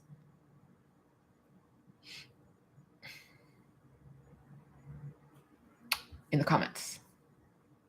So definitely check those out. Good morning, Halisi. Halisi, I wasn't on yesterday. I was out in the streets. I went to Xochimilco, which, if you guys are not familiar with it, it's a place that has all the party boat, like the brightly painted party boats in Mexico City. It's down south, the south of the city, called Xochimilco. Am I going to try to spell it without seeing it? Xochimilco. I may have left out a letter in there. I don't know. But I went, instead of going to the party boats, which is what I normally do, yesterday I went on to like a food excursion down there, which was really good. I didn't know what I was going down there for. Said I was going with the tour guide, and she said, meet me at this place at 6:20. And so I was like, okay, I'll figure it out. Where I was supposed to get dropped off is that where my Uber dropped me off. So at 5:20 in the morning, I was stumbling around in the dark. Pitch black, dark, like literally no lights, pitch black. And then I found the people, went. It was about a 4-hour experience. Nope, 3.5-hour experience. I ate some really, really, really great food at a place called Arcatera. It's either Arcatera or Arcatira. I don't know which one, but I can look that up real quick if my phone will do. Arcatira on IG, and it was super cool. It was a good time. Really fresh foods from the ground. They do some organic farming there, and so they use a lot of the crops in their organic farming to decide what they're going to cook. I had the best gordita I've ever had in my life there. It was chicharron crackling, so like pork. I don't know what kind, but it was pork, chicharron, and blue corn. And it was just like they made a tortilla looking thing and then they worked in some pork. Imagine like a thick blue corn tortilla, thick and like moist with like pig in it. It was so good. It was the one thing they brought around like, y'all want more, don't you? like they didn't offer us seconds of anything else, but that gordita, they were like, you want some more, don't you? And we were all like, yes, we do. Thank you. So that was a really good experience being down there. Not for the party boats, for the rest of the experience, rest of what happens there. I didn't realize there were so many, because I'm usually where the party boats are, so I didn't realize that in Xochimilco, off of the main drag where the party boats go, there are a lot of kayakers and rowers. Like the big white boats with one person rowing, are those just rowboats? Is that just like rowing? I don't know what that is. Big long white boats, narrow, one person inside, rowing. It feels dumb to call it a rowboat, so I'm sure it's got a more technical name. But they look like what they're doing on those rowing machines, right? It's really weird to get on the internet and start talking about things when you have no idea what it is, but I'm trying to identify what this is. Long white boats, one person, I believe one person inside, making a rowing action. What are those boats called? Anyone know? Anyone? No one in the comments knows so far. Where are my nautical folks at? Who got these nautical answers for me? Because I don't know. I could tell the kayaks. I didn't see any canoes. I saw a lot of inflatable kayaks, which I thought was interesting. People out there kayaking with their dog. It's a dog city. And those white rowboats. I took a photo. Let me see if I can show you the photo of the white rowboats. I don't think it's a rowboat. I think it's something else. And y'all are not helping me. Someone always has an answer to my I don't know what I'm talking about questions. But today y'all are letting me. Okay, wait. Can y'all see this? Wait. There you go. Wait, it's doing what it's doing. Oh, it's a video. What are we calling these boats, friends? What are those? Do we know? Anyone? Like, I don't know what kind of boat that is. Crew boats are technically called shells. Is that an actual crew boat? Those are shells. Okay, squad. Somebody knows everything. And I love that for me because I know what those were. I was like, it's a boat. And I feel like a rowboat isn't the right answer. All right. That one is an 8. I don't know what an 8 is. Nate, it's not a kayak. I knew that. Shonda, okay, so I've heard shells twice, and I'm going with shells. Crew boats are technically called shells. Felicia says that. Nicole, I need to figure out how to go. I love kayaking, so I need to figure out how to go kayaking down there. The water looks pretty gross, though. Oh, guess what else I saw down there? Not there, but in a. One of you will also have the answer to this. I think what I'm going to show you is in that water. I don't know what they're called, but one of you knows the name. This fishy thing. Oh, come on, fishy thing. Why does it look so... I might need to clean my thingy. It looks terrible. Clean that. A single is called a scull. Child, there are 4s, 2s, and singles. Is that the number of people in a boat? Is that what you're talking about? 4s, 2s, and singles? A single is called a scull. Oh, Adelia knew what that was. Axolotl. Oh, this image is super grainy right here. It looks much better on my camera than it does on my phone than it does in this video. But axolotl. So it's a white, it looks like an albino fish. And it has some like history here, but I don't know what it is. Another thing for me to Google. I should be going out and Googling things. Like, what is this? I don't know. Okay, so axolotl is the fish, and skull shells are the boats people row in that are not rowboats. But a one-person one is a scull. And I think we're calling this a scull. So those people were in skulls. I want to know if there are rental places out there. So that's the research I'm going to do. Can you rent a kayak? Can you rent a scull? SCULL. I'll be out here knowing things. See, VS006 said rowboat too. Rowboat. It's a rowboat, but like, not really. Woo. If you're going to kayak, please learn the rules of the river.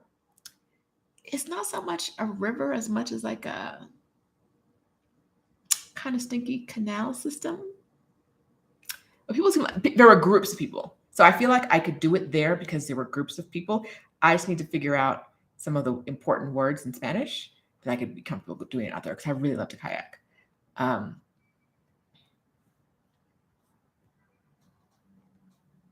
Shada says they shouldn't let you scull if you have no experience. Ma'am, I'm a doer, not a learner. I am a doer. I don't need to learn how to scull. I have to get in the boat and figure it out. Here's Shonda go. That's not the attitude, ma'am. They shouldn't let you. They should let me.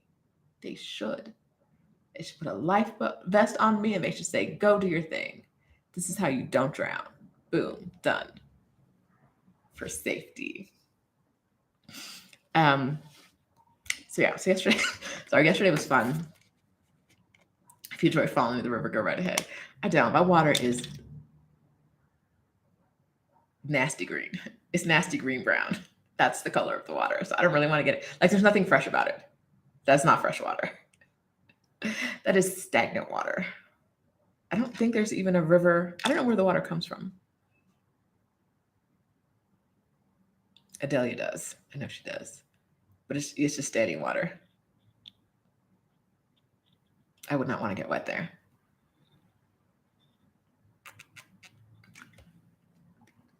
Oh, yes. Nicole, I would definitely be out there like, why y'all let me in this boat without teaching me how to do it first? Definitely. But I would still try it. I'm a doer, not a learner. I don't want the lesson. I just want to go do. Please. All right. Hi from South Korea, Sky Blue Girl. All right. I'm out here trying to keep me safe.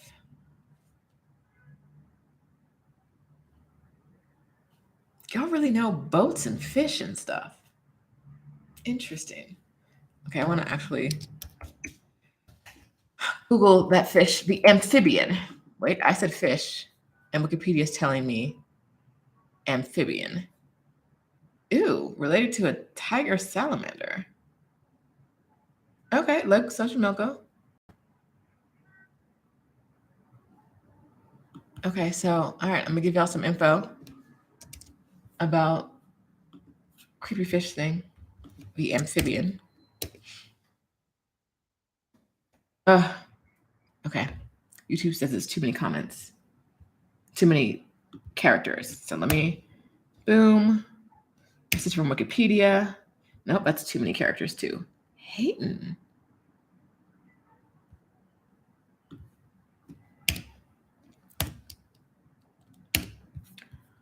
Ooh, we're learning together. Okay.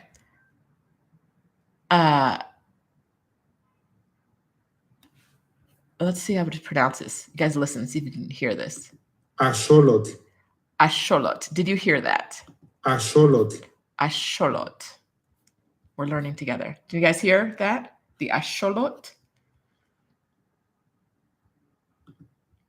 Axolot. Axolot. We are going to do this together. Axolot.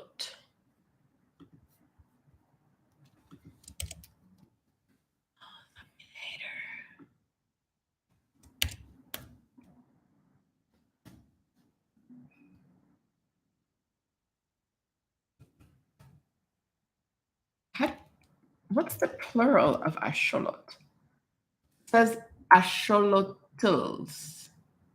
I wonder how to pronounce a plural of axolot. Axolots? Axolots? I have no idea. All right, so the species was originally found in several lakes, such as Lake Xochimilco, underlying Mexico City. So it's a local amphibian.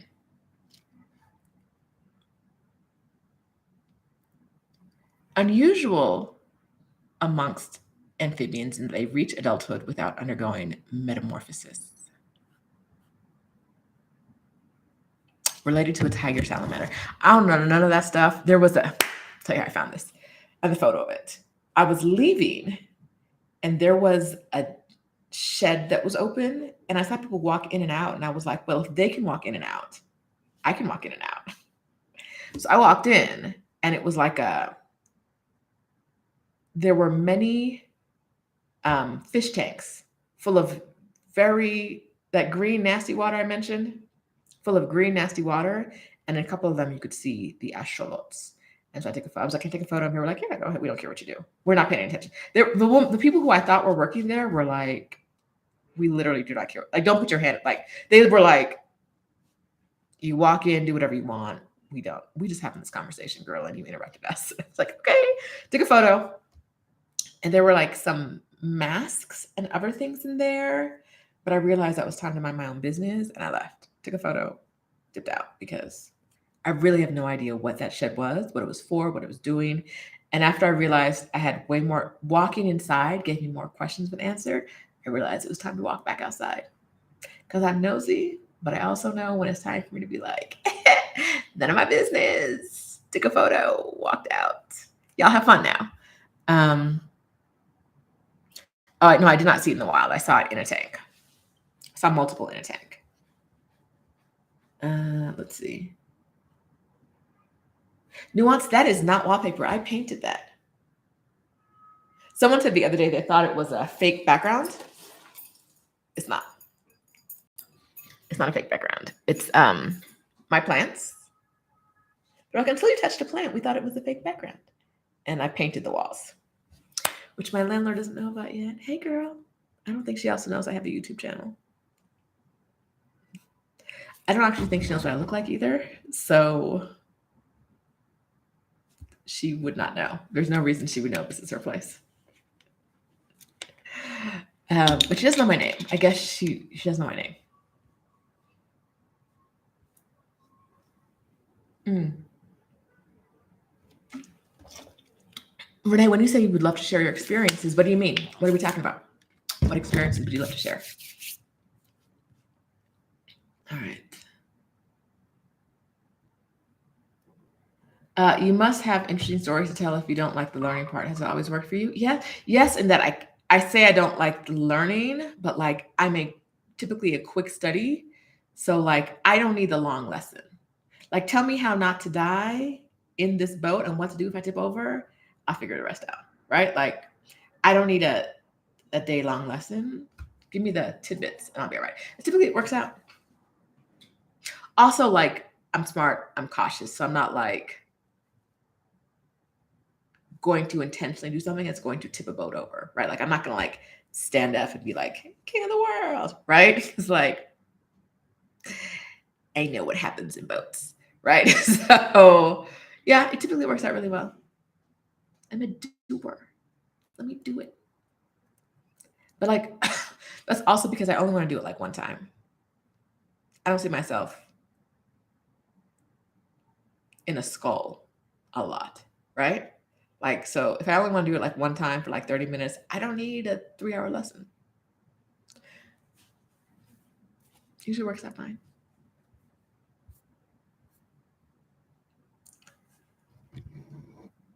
Shonda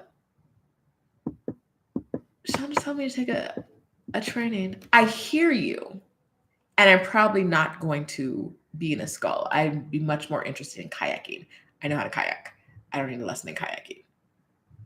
I have kayaked in many places. I'm comfortable kayaking. Shonda out here with these facts. It's going to take you 3 hours to learn to get into skull safely. Okay, so I'm probably not going to skull. Let me figure out how to kayak. It looked interesting. But like a 3-hour lesson for something I probably don't want to do for more than 30 minutes is unlikely.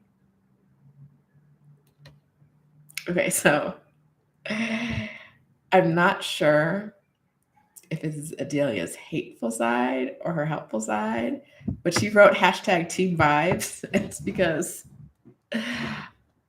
on the Adelia Rashida team, she covers the logistics and I cover the vibes.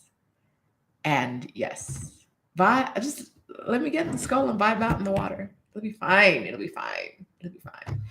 Shonda says otherwise, but we're not listening to Shonda today. We're not. Mm-mm. I can flip a kayak. I can kayak.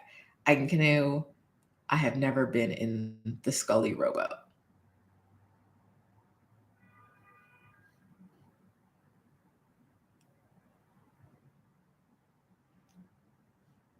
I'll be fine. Team vibes. The vibes are good. Good vibes. Yes, Halisi's on my team. Quick lesson. Let's get to it. Tell me what I need to do to like not die. And then let's get on it. I thought you learned how to ski. Shonda, no more. No more, Shonda. Telling me what I can't do, what I need to learn before I do. All right, peeps. What are we really excited about in this upcoming week? It's my birthday on Wednesday. So I'm really excited about that. It's my birthday. Happy birthday to me. Not enough of you have asked what I want for my birthday, what's on my wish list, what my mailing address is. I haven't heard that enough. So I'm here to tell you, it's time to ask. It's time to ask. It's my birthday. What I really want for my birthday, what I really want for my birthday is the $224,000 I've lost in the market since January 1st of this year. If you could send me that, it would be awesome. Short of that, I just don't know. I don't know. But that's what I really, 224K. I'll take check. I'll take a money order, Cash App, Venmo, food stamps, which I can't use down here, but I can sell in the US. Like, what are we? $224,000. I would appreciate that if you really love me. If you appreciate this channel. No, I checked my accounts this like Friday, and I was like, this number, what is this number doing? And why is this number doing what it's doing? Since the beginning of the year?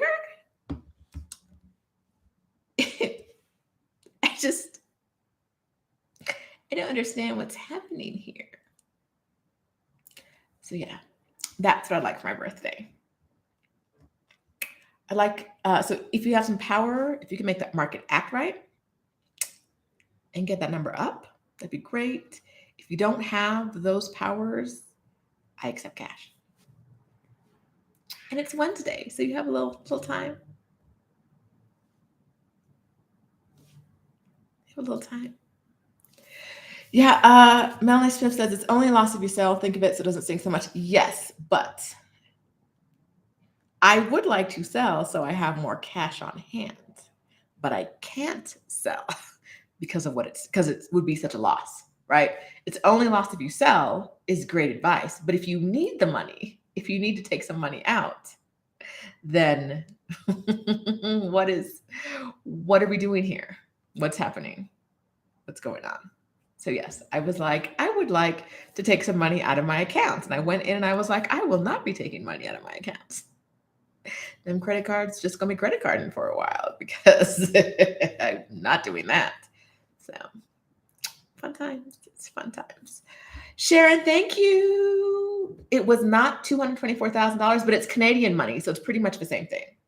It's extra valuable because it's Canadian money. I appreciate it. Thank you, thank you, thank you. I really looked at that number on Friday and was like, what? How does this,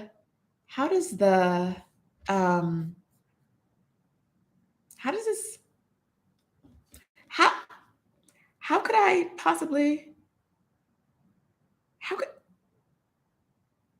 $224,000 since the beginning of the year? And that's only the loss in my mutual funds, but does not account for the loss in stocks that I outright own, which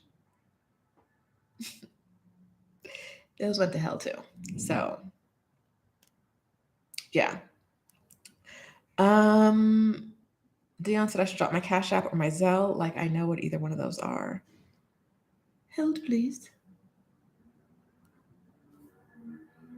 My special skill is not knowing. Oh God. I'm not getting Cash App, and it's like you haven't logged in like 16 years, and so these are the things you need to do. Bum, bum, bum, bum, bum.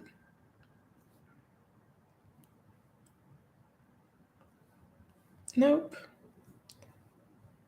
What is my link? There's a QR code. That's all I can find. I don't know how to make this work if you want to. That's my Cash App. You know what? Scamming on Zelle? That makes sense.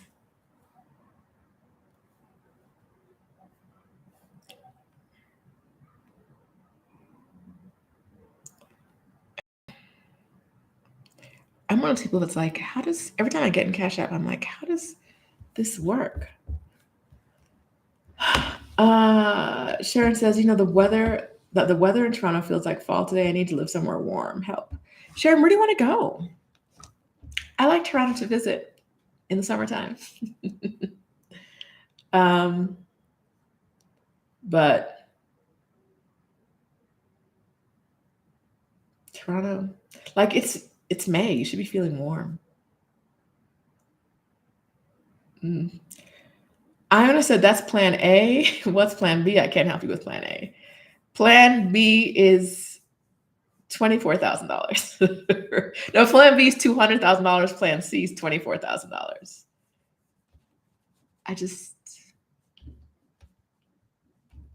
I really was, my feelings were hurt. I looked at my account and I was like, my feelings are very hurt by what's happening here in my birthday month. Woo. All right. Sharon's thinking of being a snowbird in Jamaica. We talked about why I don't want to move to Jamaica earlier, but great for a lot of people. Like a lot of people love it there. I think you should figure out where you want to snowbird. Okay. They got you in the office in North Carolina and you're freezing. It's 77 degrees outside.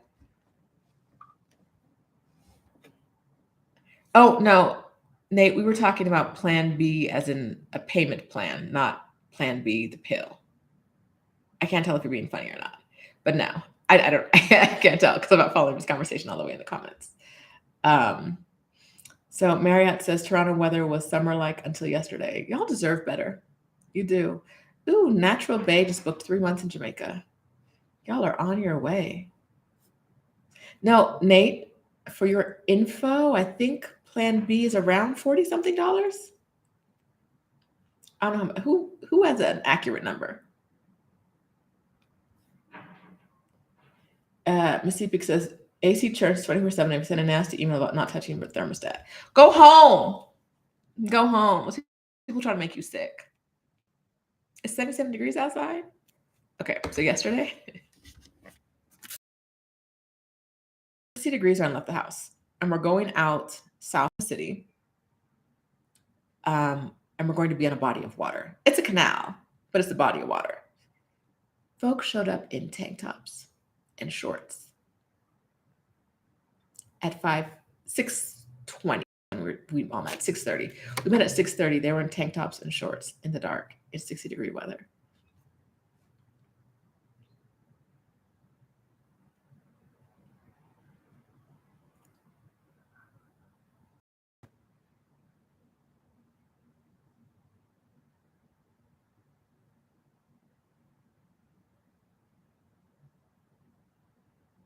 It didn't go so well for them. It did not go so well for them. Here's what happens a lot. There's like a plan B conversation happening in the comments. But what happens a lot is people are coming to Mexico City as a side trip to another place, and they don't pack appropriately for Mexico City.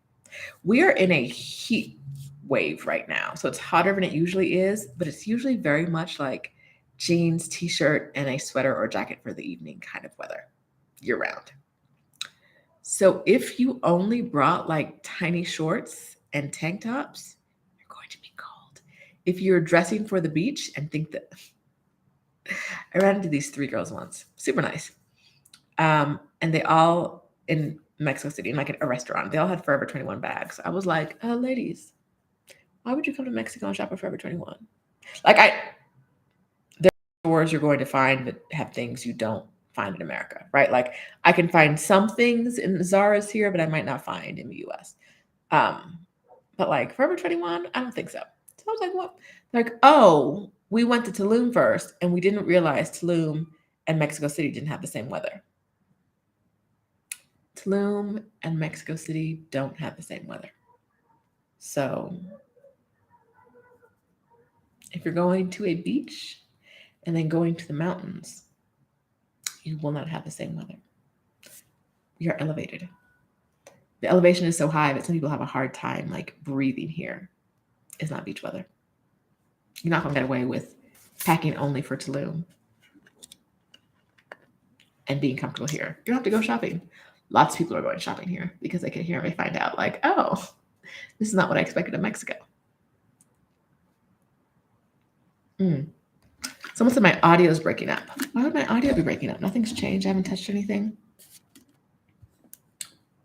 Bup, bup, bup.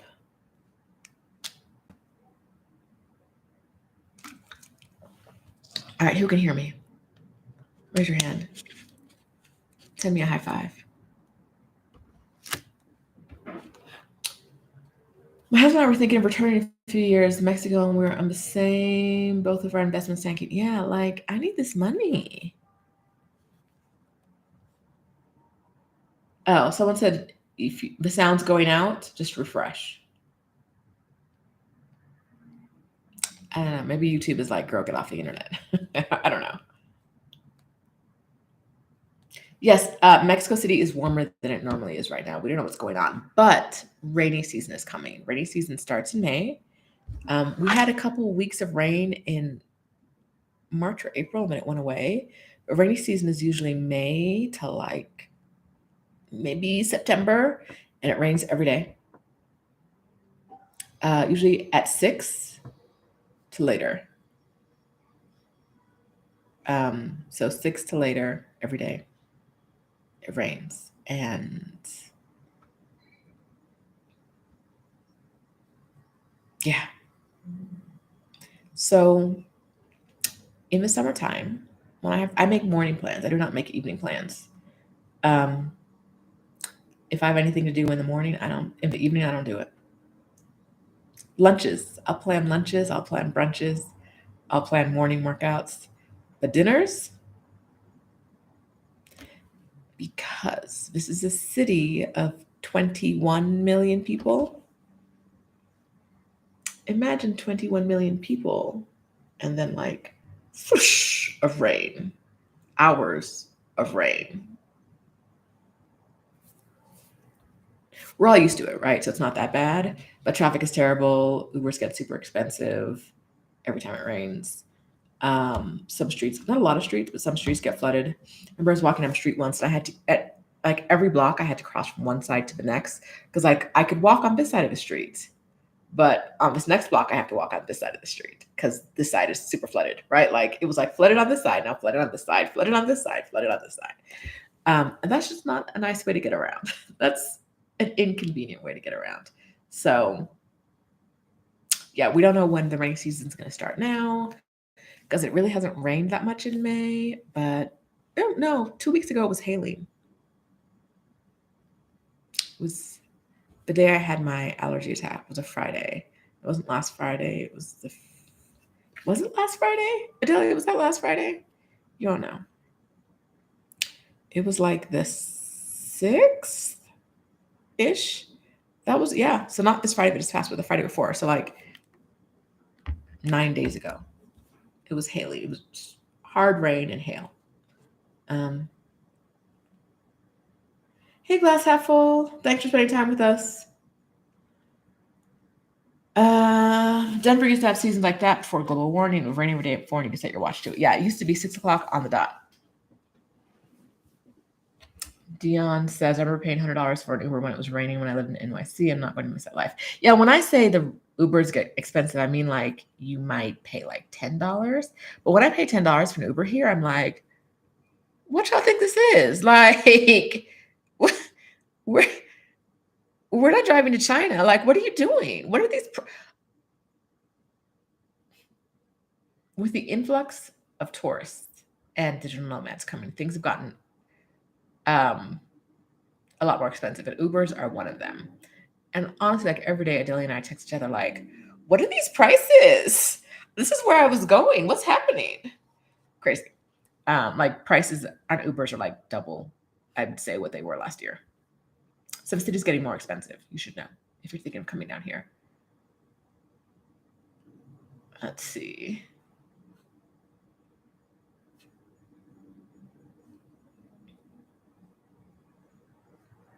Simi loves Toronto, wants to move there, but can't afford it. But like the winters. Do you love Toronto in the winter? I don't. Hey, Nissa. I love it when you're being nice.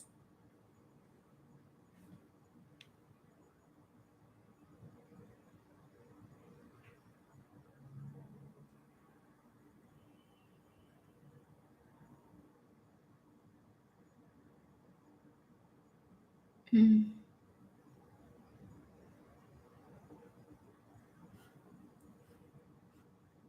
Y'all trying to convince me I don't lose anything in the stock market. $224,000 has disappeared. Of value has disappeared. I would like it back. You can say I didn't lose anything all you want. At another day, I'll be more positive about it, but that day is not today. As of today, I'm like, I want that value, that fake value. Give me that fake value back, please and thank you.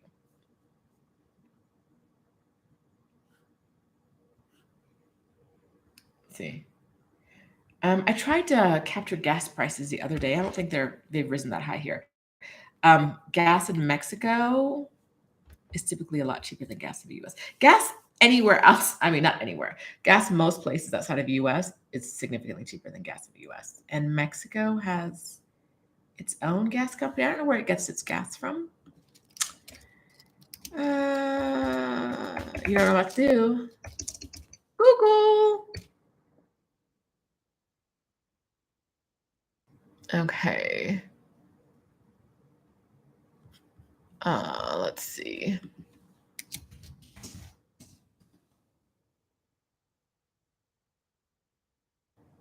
Okay. Most imports arrive by pipeline from the US. Imported average of 5.5 billion cubic feet per day. Huh. Wait, no, that's natural gas. We're not looking at natural gas. We're looking at gas.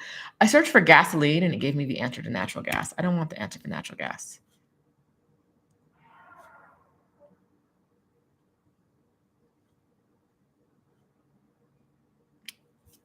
Let's see. Let's try petrol. There is I believe, a Mexican petrol company. That's not helpful. Okay, this is not going to be helpful right now. Not fast enough. The petroleum industry in Mexico makes the 11th largest producer of oil in the world and 13th largest in terms of net exports. Mexico has the 17th largest oil reserves in the world and is the 4th largest oil producer in the Western Hemisphere, besides the United States, Canada, and Venezuela. Mexico is not a member of OPEC or any petroleum production-related organizations, but a member of NAFTA. The petroleum sector is crucial to the Mexican economy. While its oil production has fallen in recent years, oil revenues still generate over 10% of Mexico's export earnings. High taxes on the revenues of Pemex provide a third of the tax revenue collected by the Mexican government. Okay, so I was telling you that Mexico had a petroleum company, that's Pemex. So high taxes on the revenues of Pemex provide a third of tax revenues collected by the Mexican government, which, wow. Okay. So I'm not going to get into the history of Pemex now because it's a long Wikipedia page.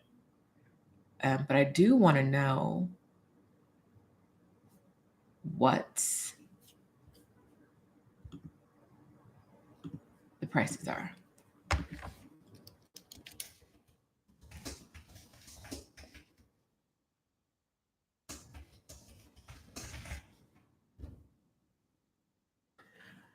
Okay. May 9th, 2022.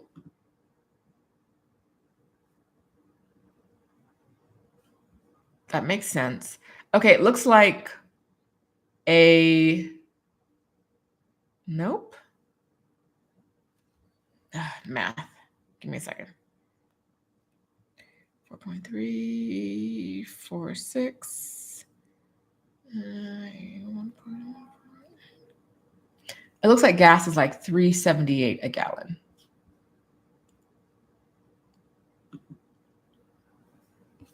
US dollars. So it's probably a price increase, but I don't think it's as dramatic as you guys are seeing.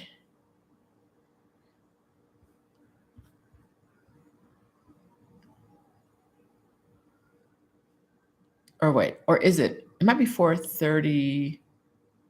This is confusing. It's either $4.30 or $3.78. You guys do not care. But this is literally how I live my life. I'm always getting dragged down some rabbit hole.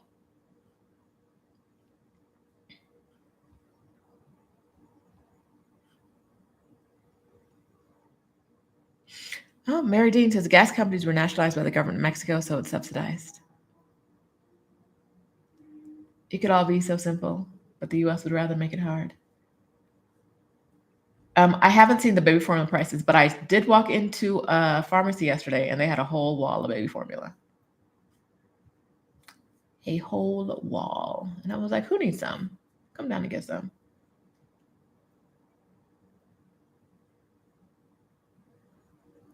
Okay.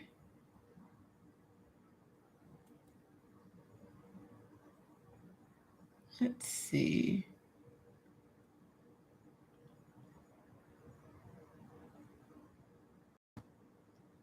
I'm talking about gas prices. That's a conversation for days. What's the health club gym scene like in Mexico City? Need a good health club? You need to find a gym close to where you are. It does, well, I'll put it like this. If you find one that you love, but you're not in that neighborhood, it can easily take you an hour to get there. Are you going to go regularly if it takes you an hour to get there? You got to find places close to the accommodations you find. If you find them in other neighborhoods, it won't be worth the traffic most times.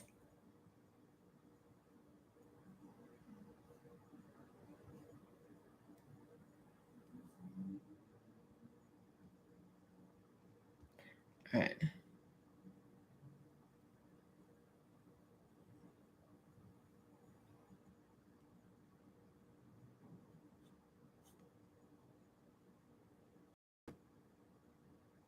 Oh, Simi loves cold weather.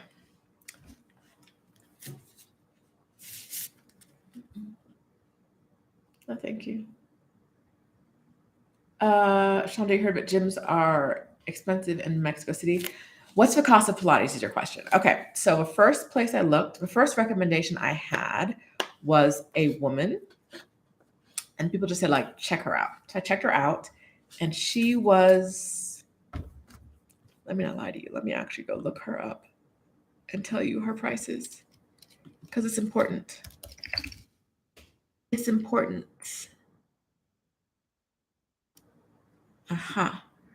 Her prices were $50 a class for one class, one pop-up, $50 US.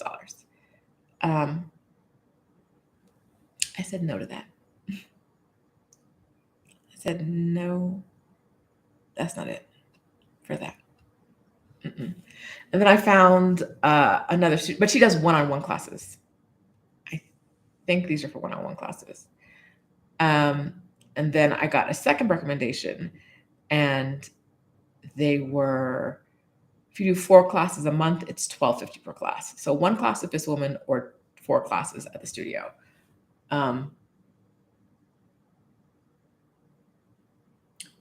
And so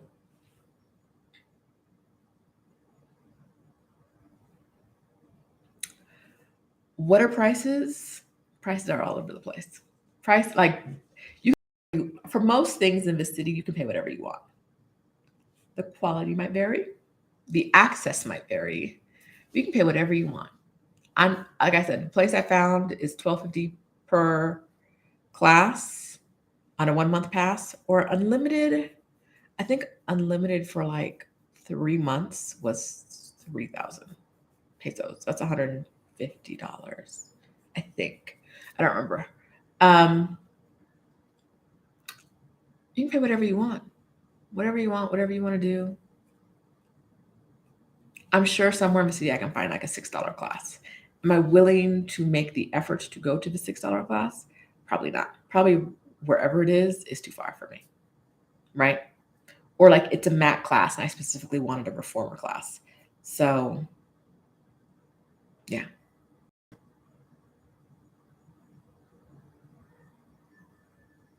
Yeah. Dion said she wanted to get a car until it was time to dip. It's like gas prices and decided walking was better. I'm walking down here. RM says, are HEPA filter air purifiers for indoors becoming common in TDMX? I don't know. I never noticed. I don't go to gyms. I go to my gym in my building. My building has a gym. There's no air purifier in there, but I know of. I don't know that they're becoming more common. I know that most restaurants um, are as open to the air as they possibly can be. So usually there's like an open patio or an open wall or like a roof that might retract or is always open. So they try to make the spaces as open as possible, which kind of negates the value of an air purifier. So I don't think you're going to see a lot of those in restaurants. Like I said, I have no idea what gyms are doing.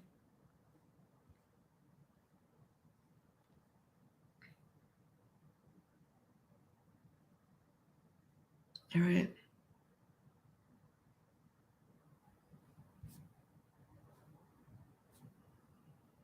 All right, friends, this has been a long chat about not that much. Are we going to keep talking? Are we supposed to be working together? I was going to be writing. You were going to be doing whatever you're doing. Is that not what we're doing today? What are we doing? No? All right, if you're watching this and you haven't done it yet, give it a thumbs up, please.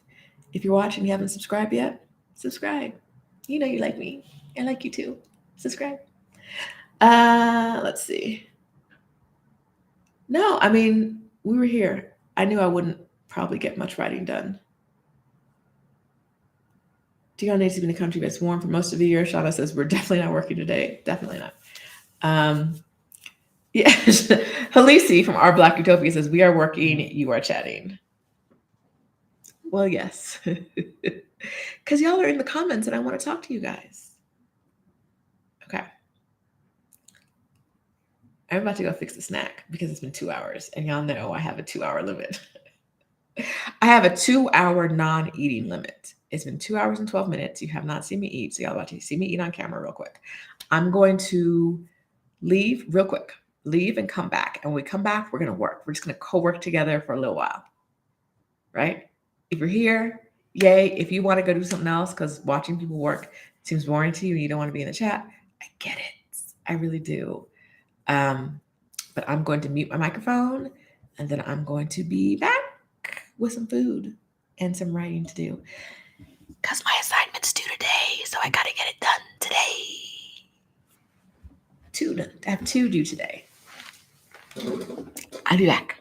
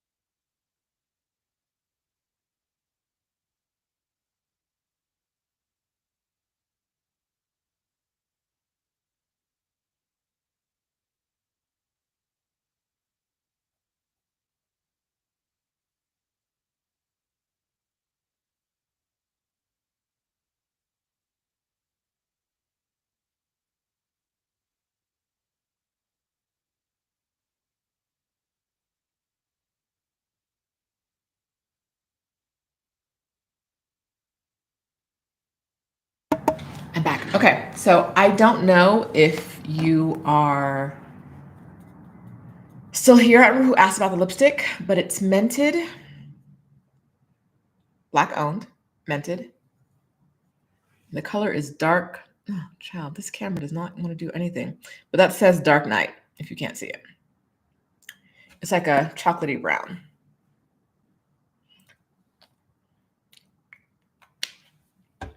With Sephora's Rare Form gloss over it. I don't know who asked. I don't remember. Let's see what I missed in the comments. Y'all all out here working.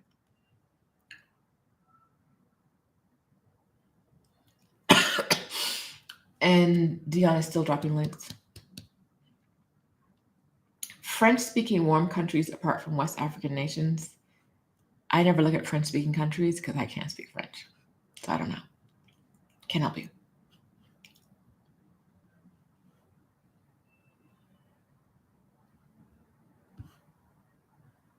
Hi, 1,000 Pieces. I help women take career breaks and move abroad. So if you're interested in taking a career break, I can help you.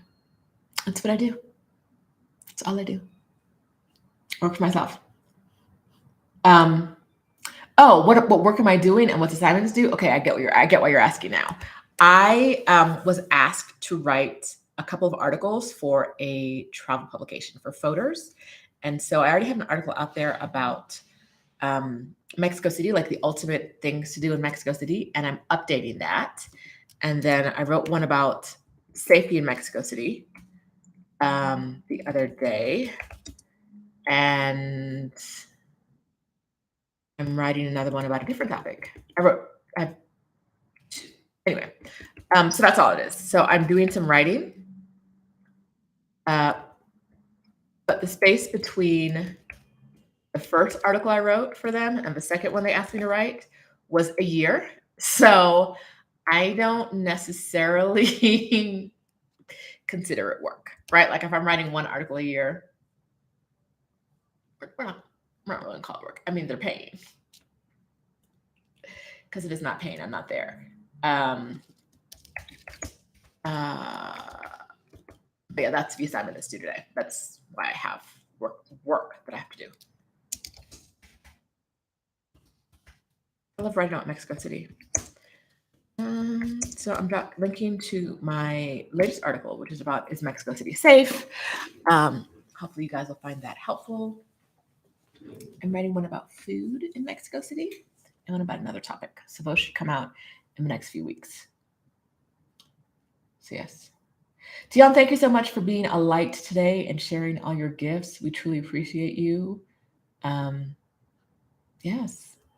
Drop those helpful links. Okay. All right. And someone said, asked about doing a program where you relocate and get paid to move to a city. I mean, I only know people who've done Tulsa Remote. That's the only program I know that people have done. Coach Tish on Instagram has done it. And Libria Jones, who I've interviewed a few times on my channel. I've interviewed Tish as well, but Coach Tish and Libria have both done Tulsa Remote. That's the only one I know that people have done. So, that's all I got.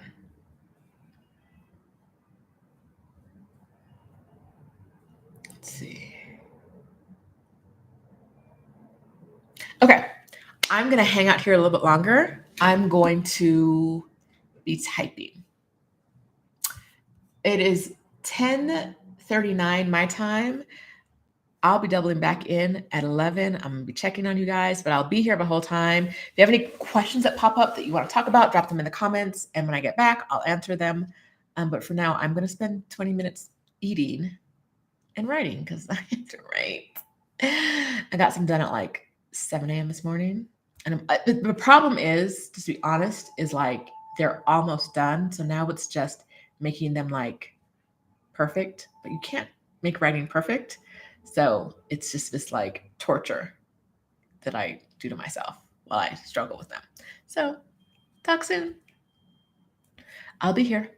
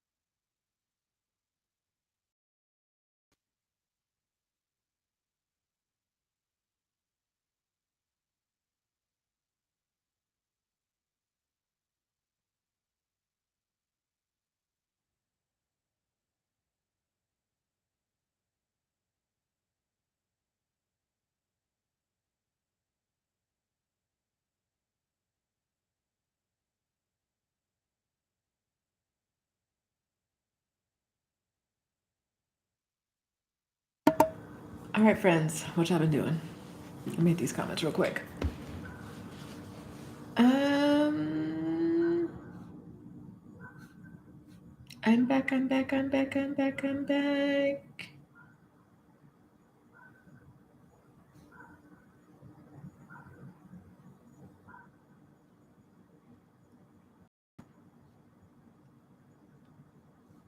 All right. Hey, Cope, I feel your pain about losing value in the stock market, right?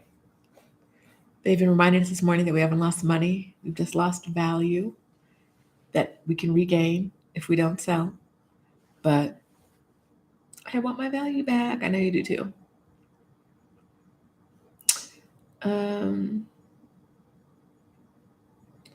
Let's see.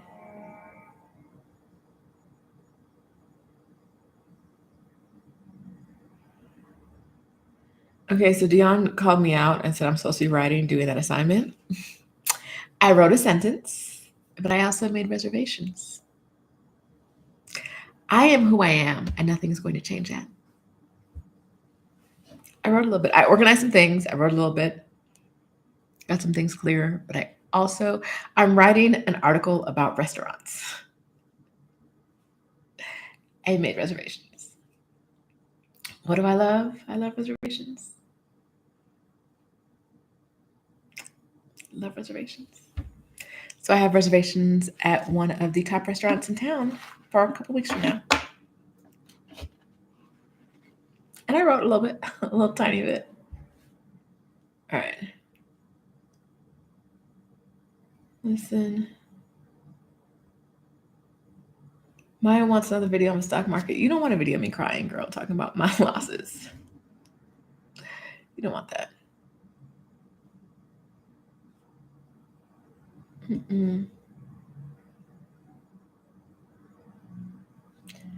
Deanna said she had a job that made her work until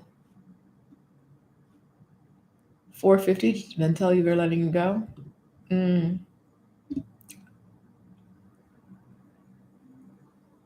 Yeah, Miss Picks, go home. They're freezing you out. They're telling you can't touch it. They're making it uncomfortable for you. What else do you need to know? Let's see. Listen.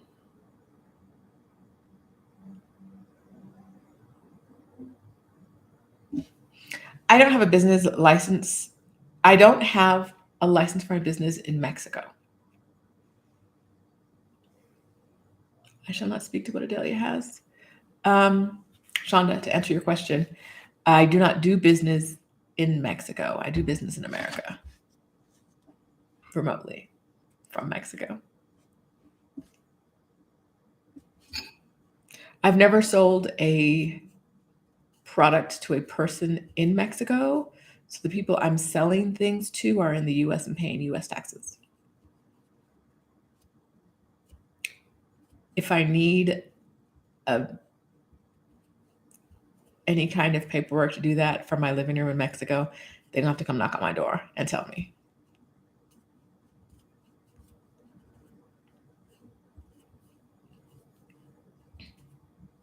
DL says, "Hey, I'm just joining in while I have a break as a teacher. I'm struggling right now. It's really trying to switch gears after 20 years, and it's tough. I get it, right? You've dedicated all this time to teaching them kids. But what about you? What do you need? What do you want?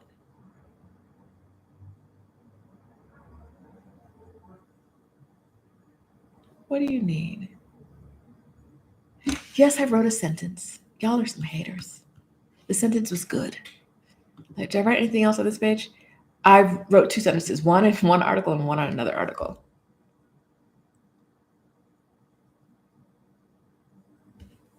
What's your point? And I made reservations.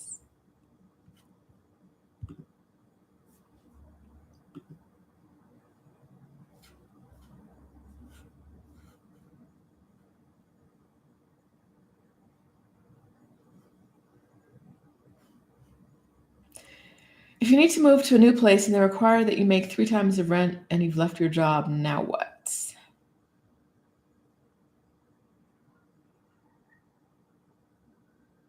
a great question. Have you left your job for no income? And if so, why are you sticking around in the US?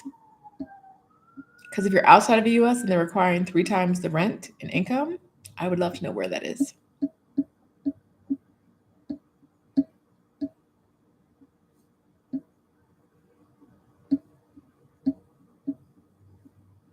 Step out of fear. Oh, and Dion, I did see your comment earlier when I was muted. Bum, bum, bum, bum, bum. So you're happy you found my channel. Thank you so much. I really appreciate like all the positive energy that you bring to this group. We appreciate you. And yes, I still wrote a sentence.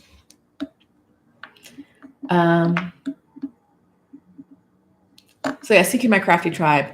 It's hard to leave a job, especially if you don't have a steady income coming in, a steady paycheck that you can point to when you need to get an apartment or something else. But what are the other options you can come up with? I'm gonna tell you to move abroad. But if that's not what's right for you right now, maybe it's living with someone else as a roommate or some other way until you get the income you need to prove that you can pay for this apartment.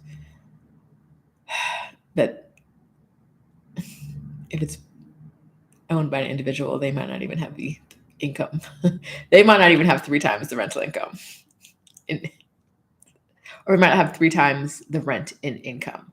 But them is the rules we play with, right? Like people are looking for astronomical times the rent, but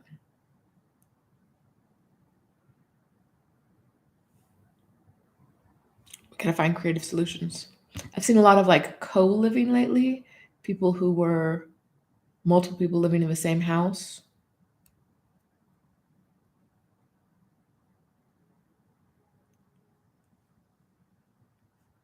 I co-lived in an apartment once. It was like roommates, but like we didn't know each other, and the like apartment put us together. It wasn't terrible.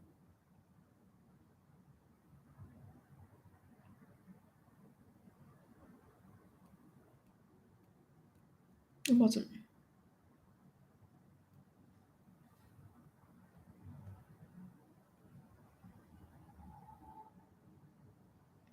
Ooh.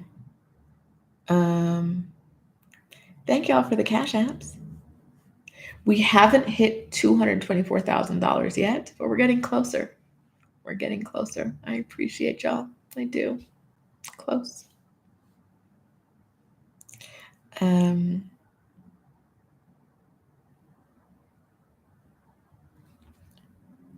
Cash App makes you do so many things. All right, what else are we talking about? Pat Vega is sending love from New York. Hey, girl.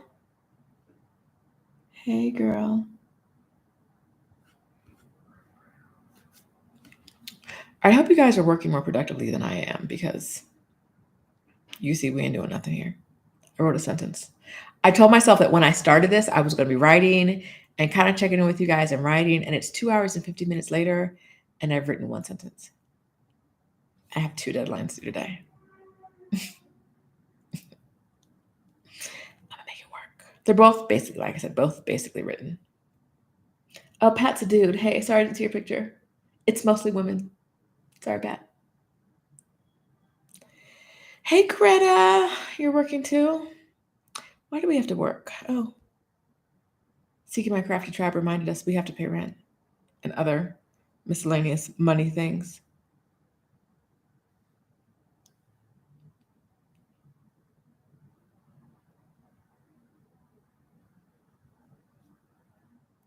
One sentence a day, Kelly. 1 sentence a day. Do I speak fluent Spanish? No.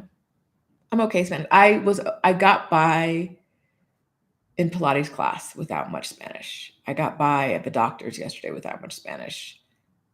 The food tour I went on yesterday was Spanish and English. I think I would have been lost if I did the Spanish one. Right? So there's certain things where I'm like, I'll figure it out. And there's certain things where I'm like, no. If there's an English option, give me the English option. So, yeah.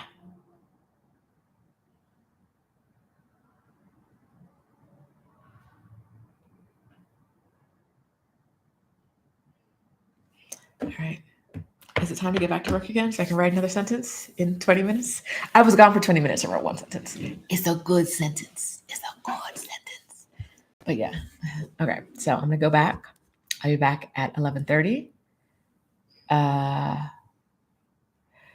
TL, I don't know the name of the food. You missed a long story in the beginning. Someone told me to show up at 6:30 in the morning at a place, and I showed up at a place, and it was a food tour. The company, the location it was at is Arca Tierra. That's their name on Instagram, but I don't. I don't.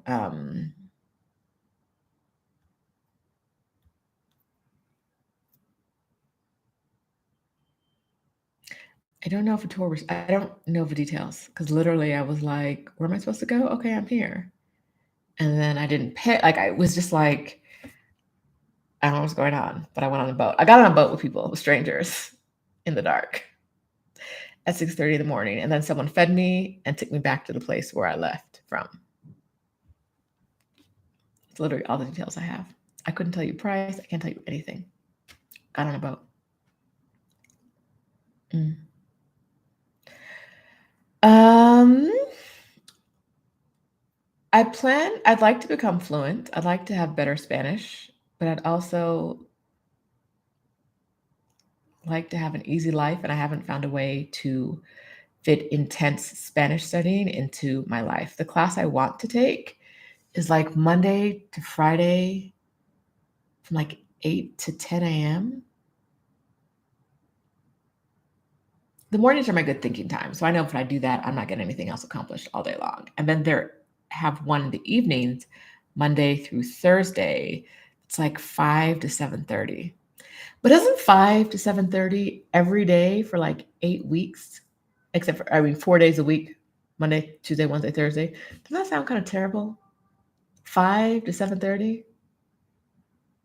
4 days a week. It sounds terrible to me.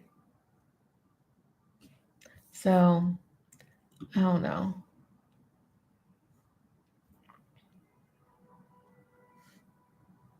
I don't know.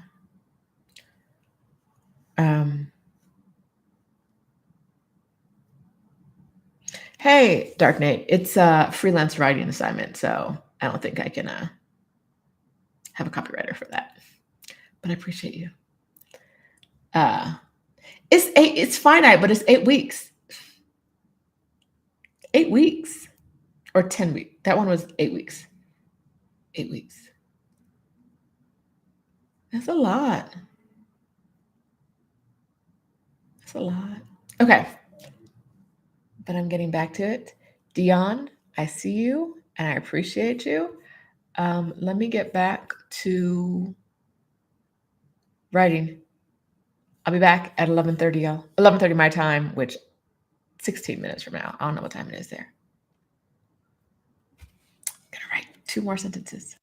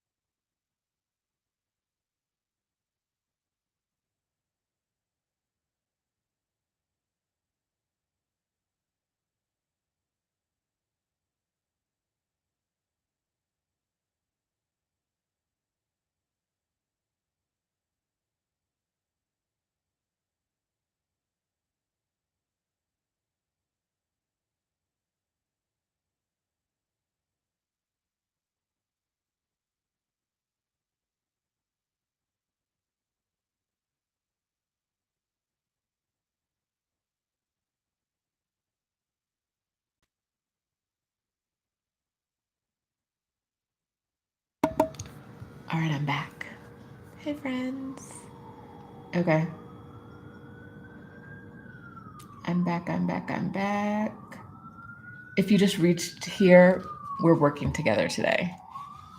So that's why I was muted. I was working, I was writing more than one sentence. I think I have one article pretty done, but I also think I have too many windows open because the entire article, the entire Word document is blank now. So I'm not freaking out. I don't think that it's missing. I think my computer's just doing too much. And so it's just gone for a little while. And when I start closing some of these windows, it's going to come back. Because if the article that I've been working on for weeks has disappeared, I don't know. So yeah. So let's see what y'all talking about.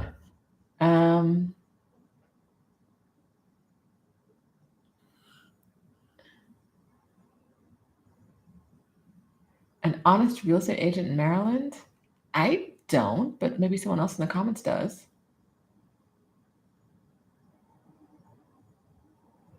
Simi, I hate that you accepted an offer and they couldn't why couldn't they sponsor your visa? Because they don't have the capacity to sponsor visas? Ugh. Whatever it is, boo. Oh. Let's see.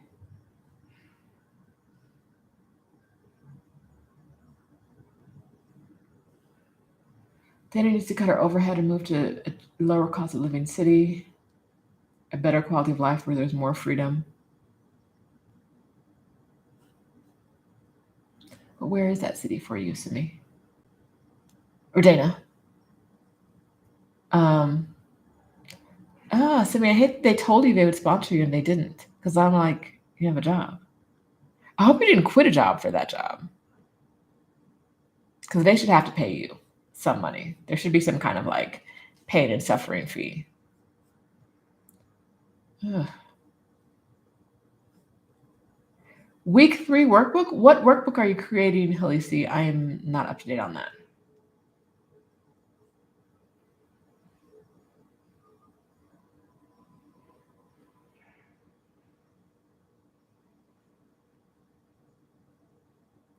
When love is a lie. How did we get here? Marshmallow. What did I miss? My narc was trying to kill me.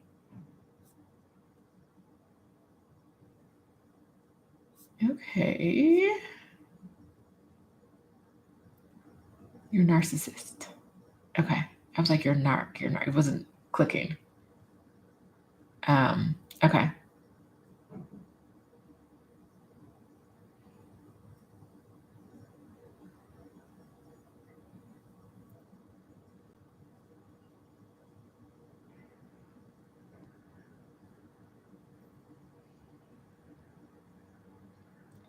Okay, so Shonda has a recommendation for a realtor. Yes, Dana. Stop hesitating and go. You have no reason to stay where you are. Time to go. Let's see if that document came back yet. It's not even like the window isn't even showing me the document. It's just a blank white window, which is why I know it's coming back. And if not, it's Google Docs, so I can go back and just like close out of it. If I lost anything, I can go back to the previous version. And since I wrote a sentence, actually, no, that's the one where I wrote like a bunch of different sentences on different. Let me close some windows, give my computer less to do so it can focus more on doing what it needs to do over there. So.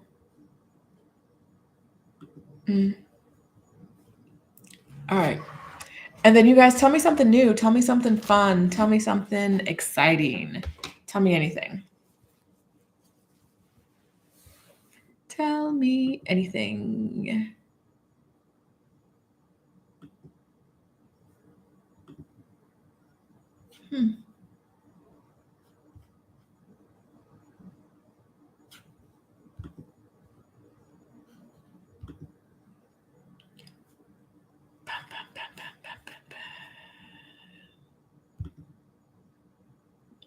I'm closing these Wikipedia windows we had open earlier with I've already forgotten how to pronounce it.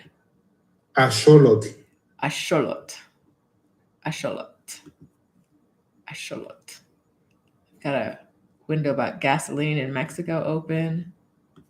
So many things. I have lists of the 50 best restaurants in Latin America because I eat open, and I'm going to close those because I don't need them right now.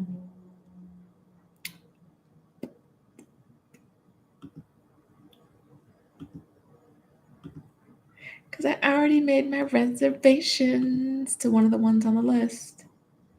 All right. Close. I have so many windows open, y'all. Writing is like 50% research.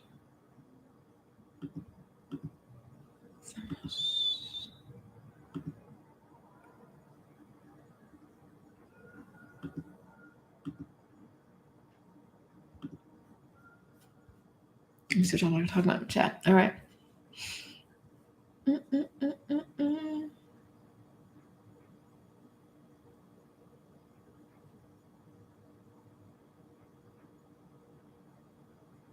Oh yeah, that doc's gonna come back because it's the only option.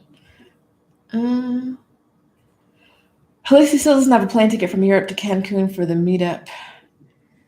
Bring your behind, Halisi. Unsure. We talked about this the other day. It came up randomly.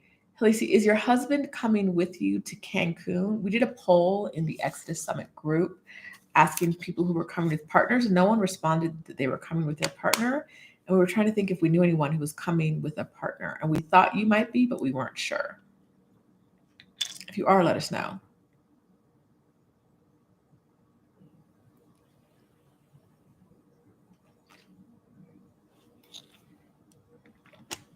Yes, Dana, put us in your suitcase. We got the courage for you. We are having an Exodus Summit meetup in Cancun, July 1st through 5th. If you're in the Exodus Summit group about it, just search for Cancun. If you're in the Exodus Summit group already, just search for Cancun. If you're not already in the group, I think this link should work. The Exodus Summit group is for Black women who want to move abroad or take career breaks.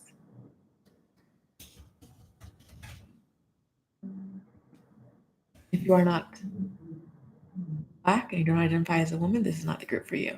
Thanks. Okay. All right. Okay.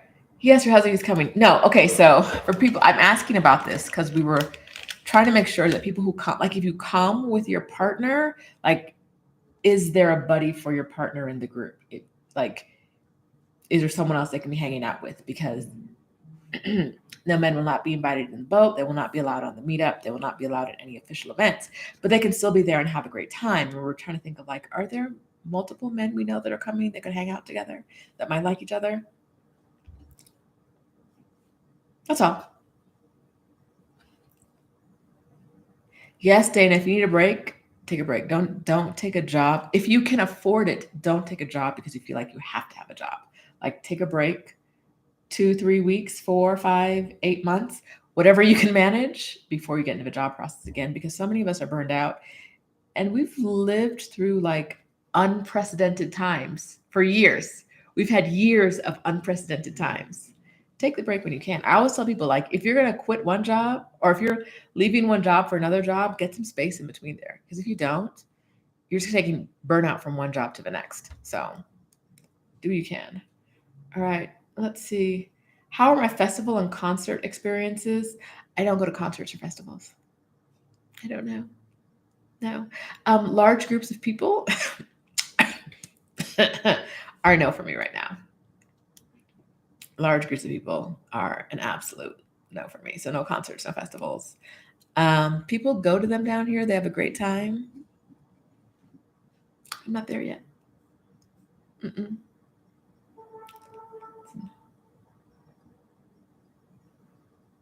Oh, I have a workbook and a video on how to come up with the cost of moving abroad. Possibly. Yeah.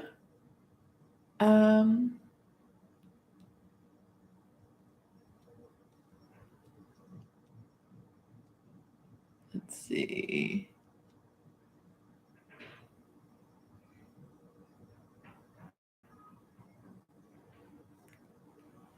All right. Hey, Yolanda. I know you were here earlier, so I think you dipped out and came back. So hey. All right. Is it time for us to get back to work again? Did that document come back? What do you guys think? Is the document back already? It's just a blank white page. I'm about to press refresh and it's going to be there, but I have to write 2 documents. So I'm going to just focus on the other one right now. And I'm going to close some more windows because I really have, even though I closed like 10, I still have like 20 open. So I'm going to close some more windows. And what is that? Close some more windows. And we're going to, no, it's not back. It's fine. You know what I found out this morning? For an article I'm writing, the main post office here has at least 4 names. At least 4 names. It's the 5th House of Mail. It's the Postal Palace. It is the main post office. And what's the 5th? Let me see. Main post office. The Postal Palace of Mexico. Come on, where are the other ones? The 5th House of Mail, because it is the 5th building for mail. There's another one that I saw somewhere else. I can't find it now. I've lost it. But there are at least 5 names.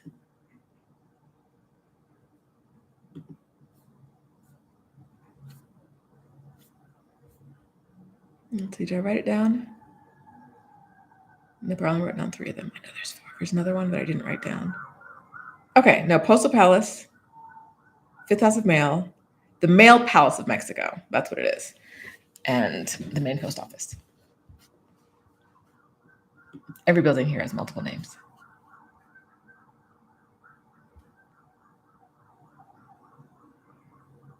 Oh no, Pamela, I haven't done anything yet. I just keep going back like, girl, is that is that document there or not? It's going to be there when I need it. I'm just not freaking out about it yet. It'll be there. Somebody said they're trying to find an alternative for me because they don't want to compensate me, I guess. But imagine you're trying to leave the US and the alternative is to move to another state. No. Mm-mm. Tell them just to give you a lump sum of cash. Lump sum you. No job, just lump sum you. Because what they did was wrong.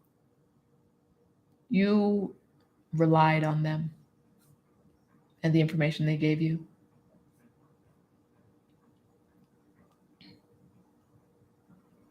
Yes, Dana. Get that remote job. Get that remote job. Okay, let me see. What's going on here? Okay. I'm gonna quiet down and give myself 17 minutes to write, and then I'll show up back here again. Thanks for hanging out with me, guys. Since you guys were busy working and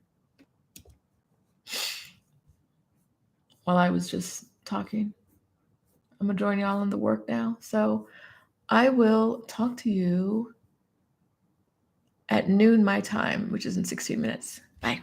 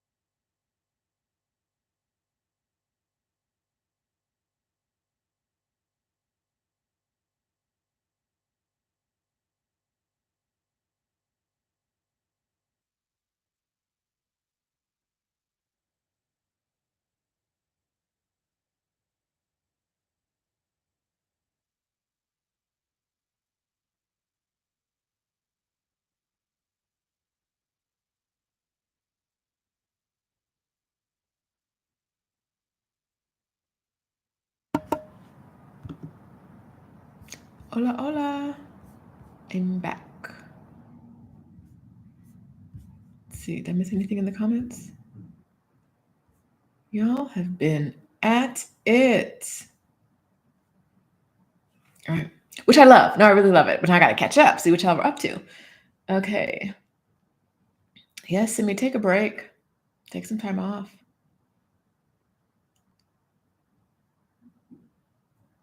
Let's see. No, CD, it's not technical difficulties. I was muted while I got some work done. We're just really, it's a co-working session. We talked for about 2 hours in the beginning and then it's turned into a co-working session. So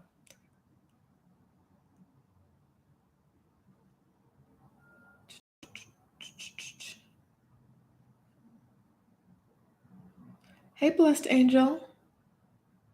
Piano studio owner and teacher. I love what I do when I'm tired.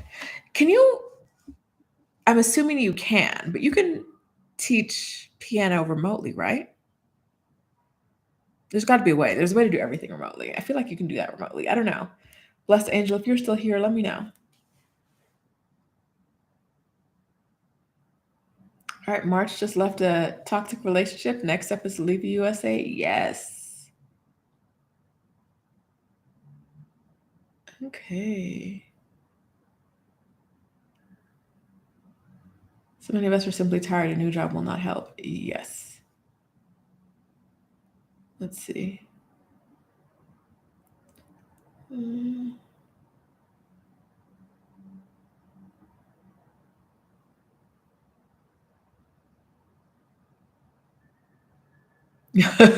Simi's seeing the company visiting her LinkedIn profile. Girl, you'll get you some money.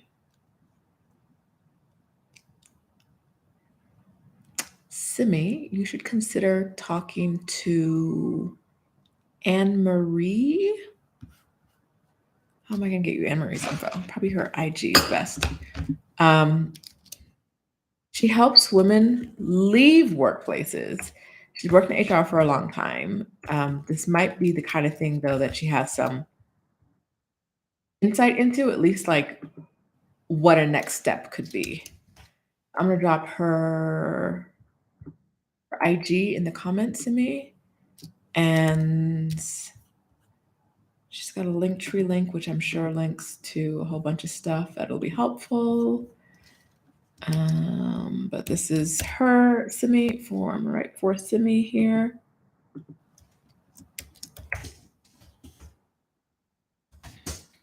And hopefully that'll point you in the right direction. If there's a direction to point you in, that'll help point you in the right direction.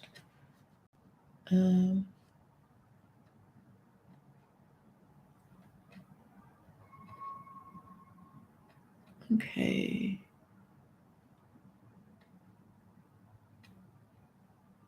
Yes, we're talking about deprogramming ourselves in the comments. I like it. I leave y'all all alone and y'all in here handling business. I see it. I love to see it. Let's see.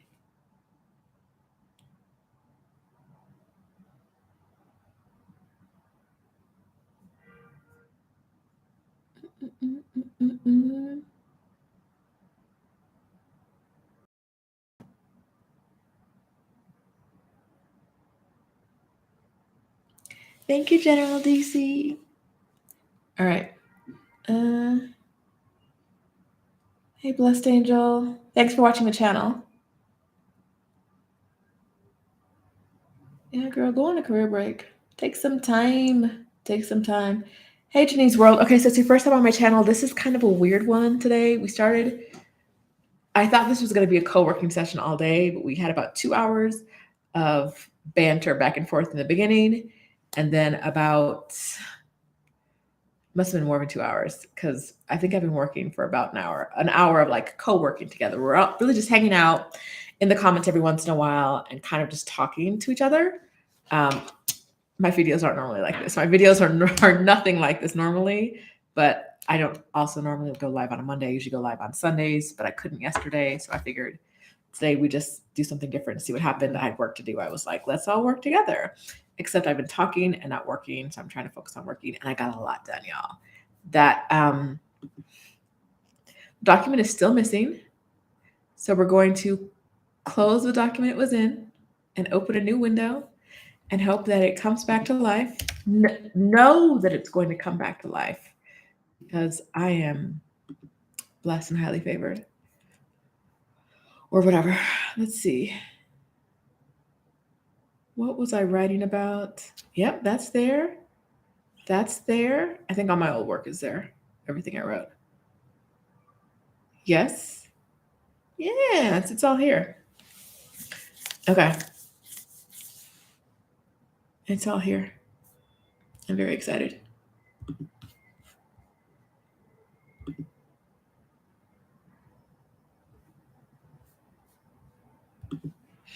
Okay.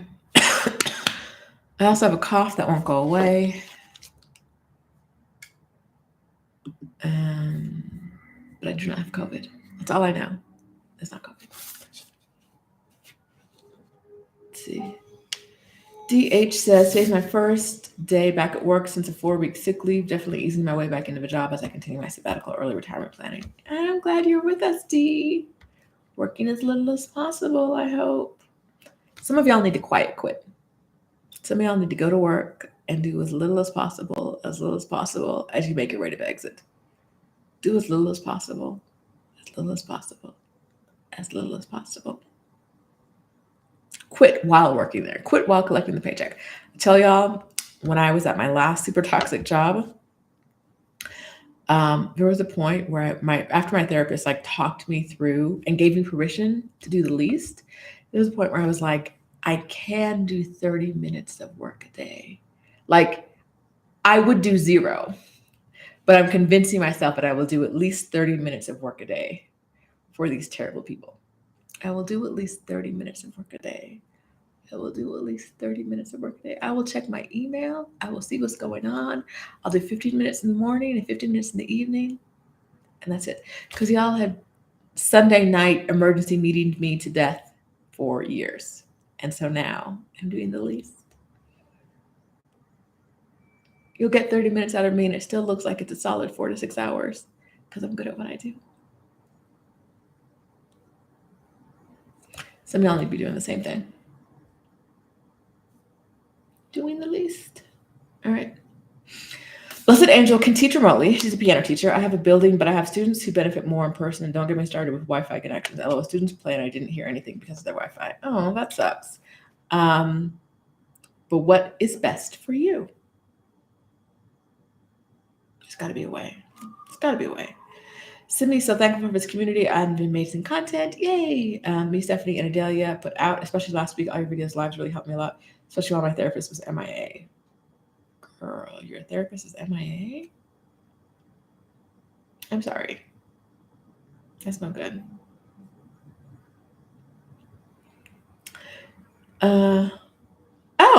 I was just, Dana asked me about quiet quitting. I didn't see her question before I started talking about it. So apparently you know what I think. Quit. Quit.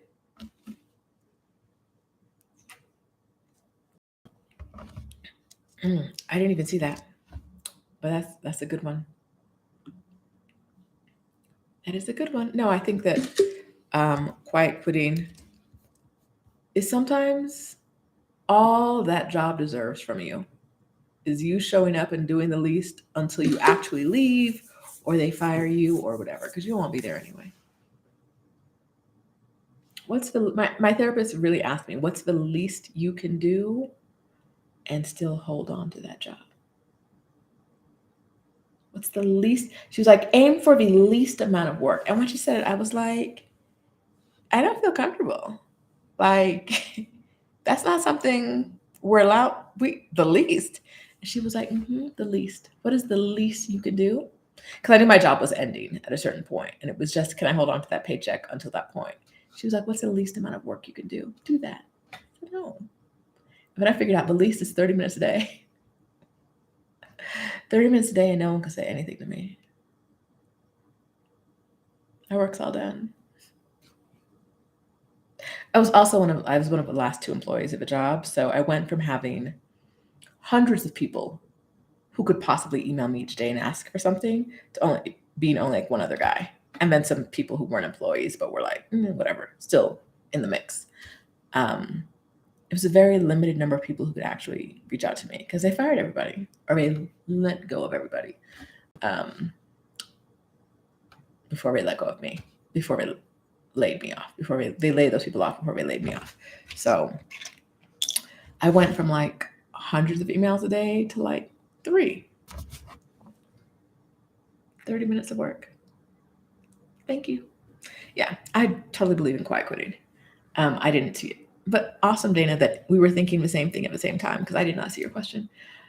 Chica quit 4 months ago with a year of savings and no plan. I'm itching to do stuff but don't want a job. Do some stuff for yourself.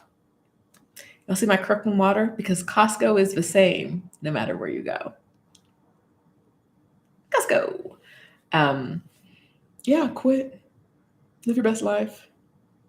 Chica, do something for yourself. Learn a hobby.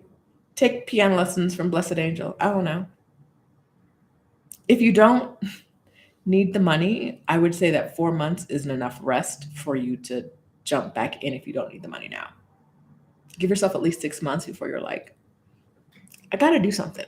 Like, give yourself 6 months to really settle into the like not doing anything phase and enjoy that phase. All right.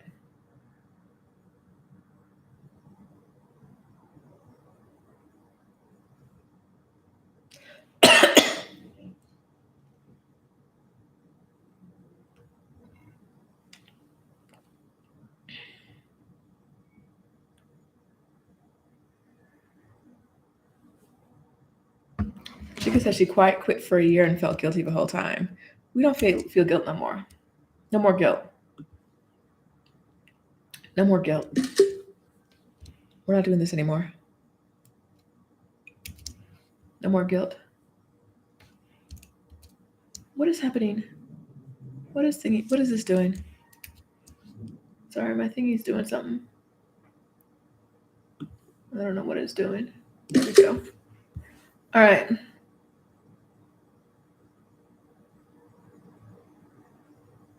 Yeah, I don't feel guilty about doing the least. They were terrible people and they treated me like garbage. Like identifiable garbage. Like a white man once said to me, if you were a white man, they wouldn't talk to you like that. And I was like, yes, I know this already, but I feel like you said that more for yourself. Like it just dawned on you. They talk crazy to me and they would not talk to a white man like this. And if a white man can spot that, if a white man in the room knows there's no way they would talk to another white man the way they're talking to you, you know it's bad. Bad. When your therapist is like therapist literally said, they sound like terrible people. Like, she wasn't like, how do you feel about this? It wasn't like, what would you like to come from? She was like, no, they sound like terrible people. It was a bad situation. I did not feel bad about it. And I know that your situations are typically not going to be much better. Listen, do the least. Don't feel bad about it.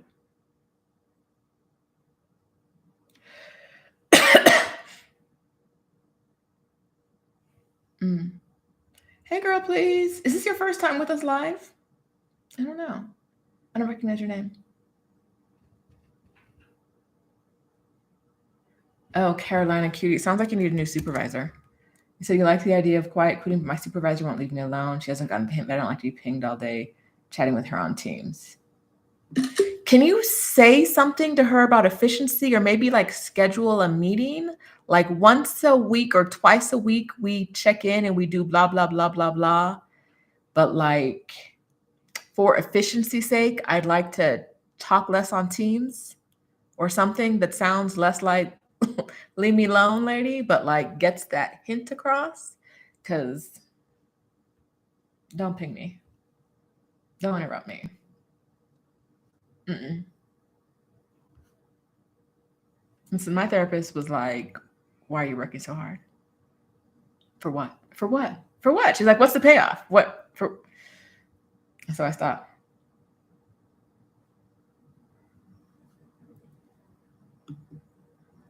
Look at Aisha out here doing the Lord's work, saying, sign up for From Burnout to Bliss.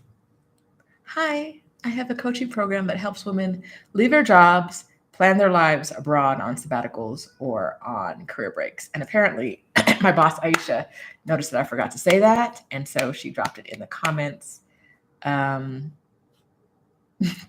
Which is also why she just made that comment about efficiency purposes, because I text her all day long. I'm in her IG, like she'll post a story about something and I'm like, but don't you have work to do? Woo! I shouldn't have this on video. She might try to sue me one day. Delete. Everybody forget you saw this. I need the Men in Black light. Light. Forget you saw that. All right. Yes, and this is the white man should have said that to them, but he was my employee. I don't think he felt empowered enough to say that to them because they were terrible people. But yes, when he left the meeting and said that to me, I was like, I'm not sure why you're telling me this because I know and I've known, and you're just catching on. You're just catching on to that, huh? Okay. All right.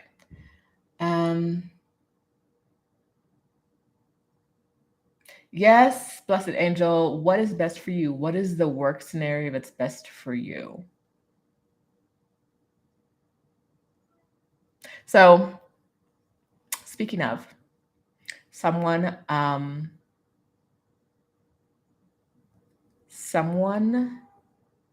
commented earlier about the price point for my one-on-one coaching. It's not inexpensive. And they're saying they wish it was more affordable. I understand that. And I have no negative feelings about that. But I, as a service provider, have to create products that serve me and serve the client. And so lowering the price of that does not serve me. Right? Like as you guys get out there in the world and start your own businesses, you'll have to you'll learn, if you don't already know, that part of running a business is not just about serving other people, it's also about serving yourself best. And we've all been employees in crappy situations that did not serve us. But as a business owner, you have to recognize what serves you and take care of yourself. Because if you're not taking care of yourself as a business owner, and you were not being taken care of as an employee, when will you be taken care of? When? The answer is not never, right? Not never, not ever, no. And so, as a business owner, blessed angel, we're not here to people please. I am not, like I said, it's not a comment on the comment, but I am not going to lower my prices because people say they're high.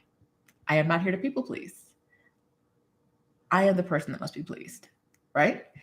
If my services, and this goes for all of us, if your services are too expensive, there are other people who will offer the same services for less money. It is not your job to create services that everybody can afford.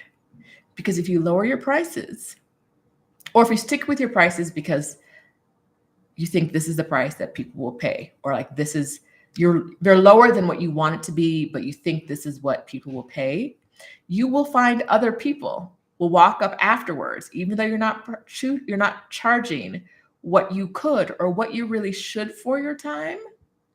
And someone else will say, this price is too high. The price will always be too high for someone. And so we're not people pleasing with how we provide services or how much we charge for our services. You have to please yourself, because if you are not getting enough money for it to be worth your time, you're going to be resentful of your customers and unhappy with the services you're providing. So we're not people pleasing, right?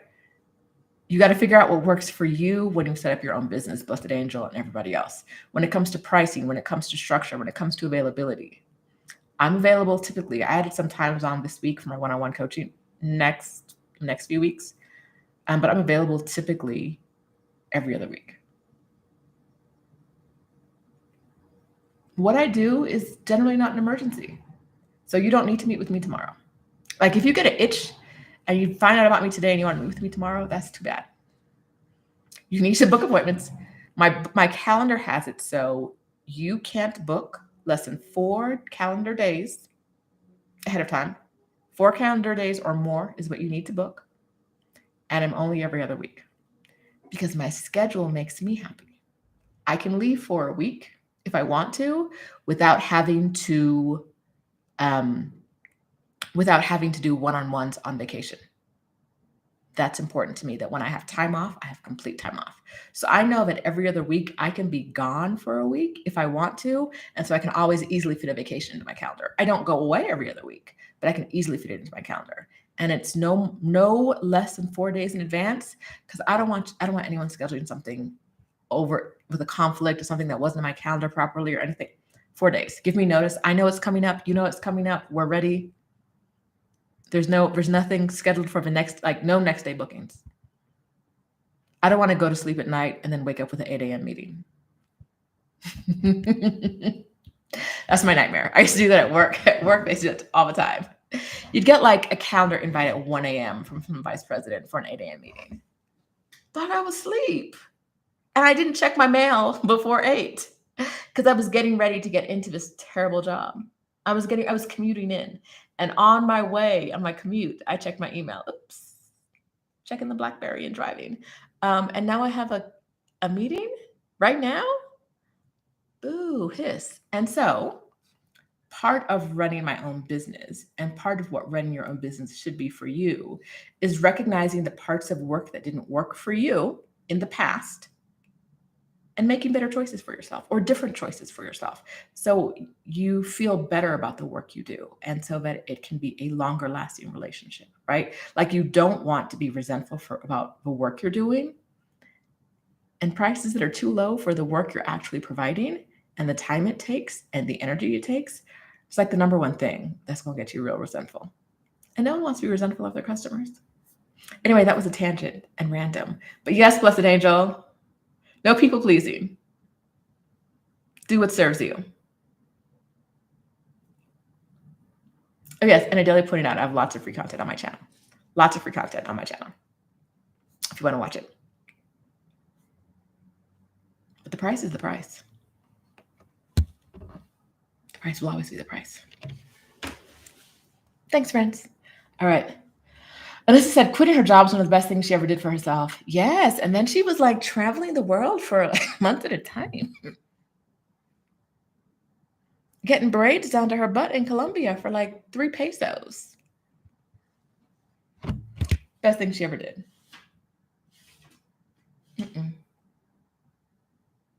All right.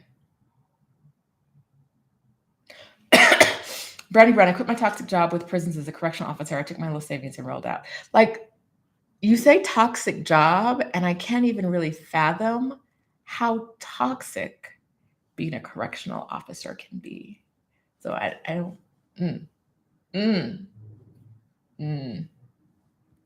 Yes. Serving others and serving yourself. Yes, that's what we're doing. You cannot serve others if you don't serve yourself. And being untrue to who you are and what you want is not serving yourself.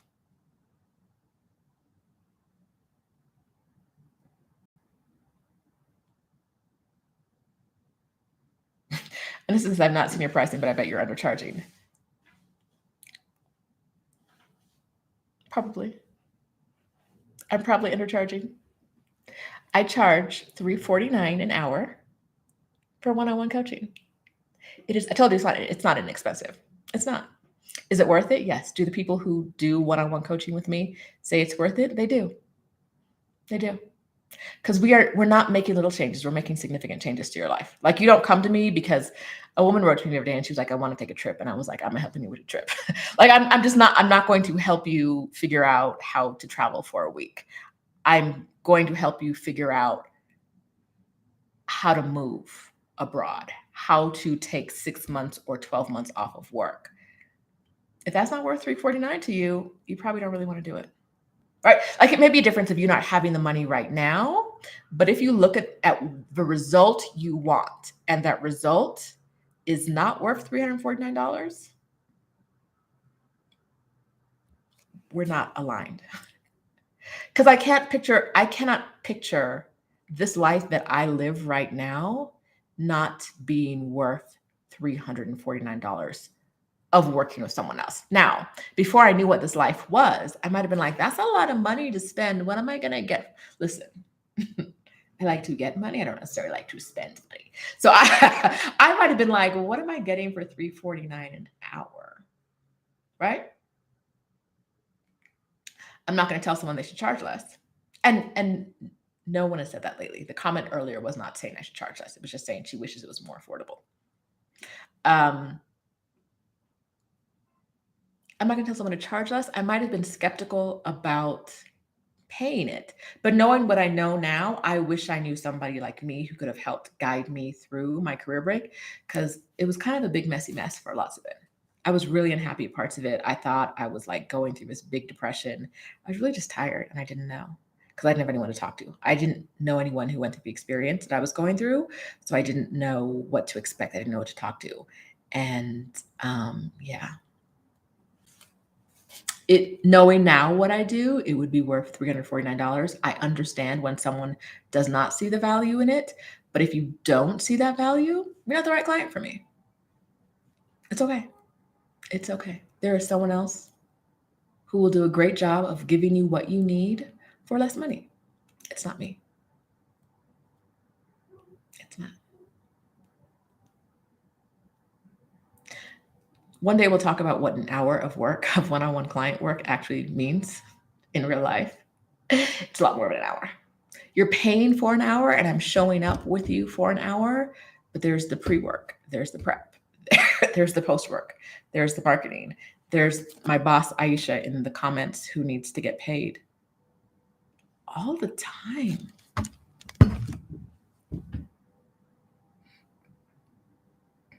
Last week, Aisha sent me her time for 1 week on a Friday and the time for the next week on the next Monday. And usually I pay her on Monday, and she hadn't sent me her time. So I paid her on Friday and I paid her on Monday. And Gusto took both of those payments out of my account on the Monday. It took 2 weeks of payments for her out of my account on a Monday. I said, oh, what?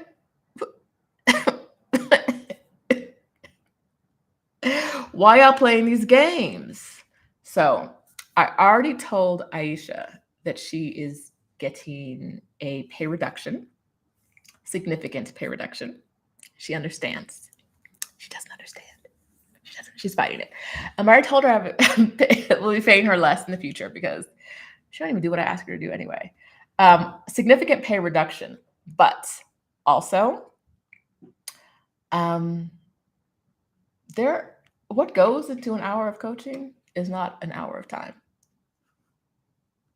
Thanks for the super chat, Dark Knight.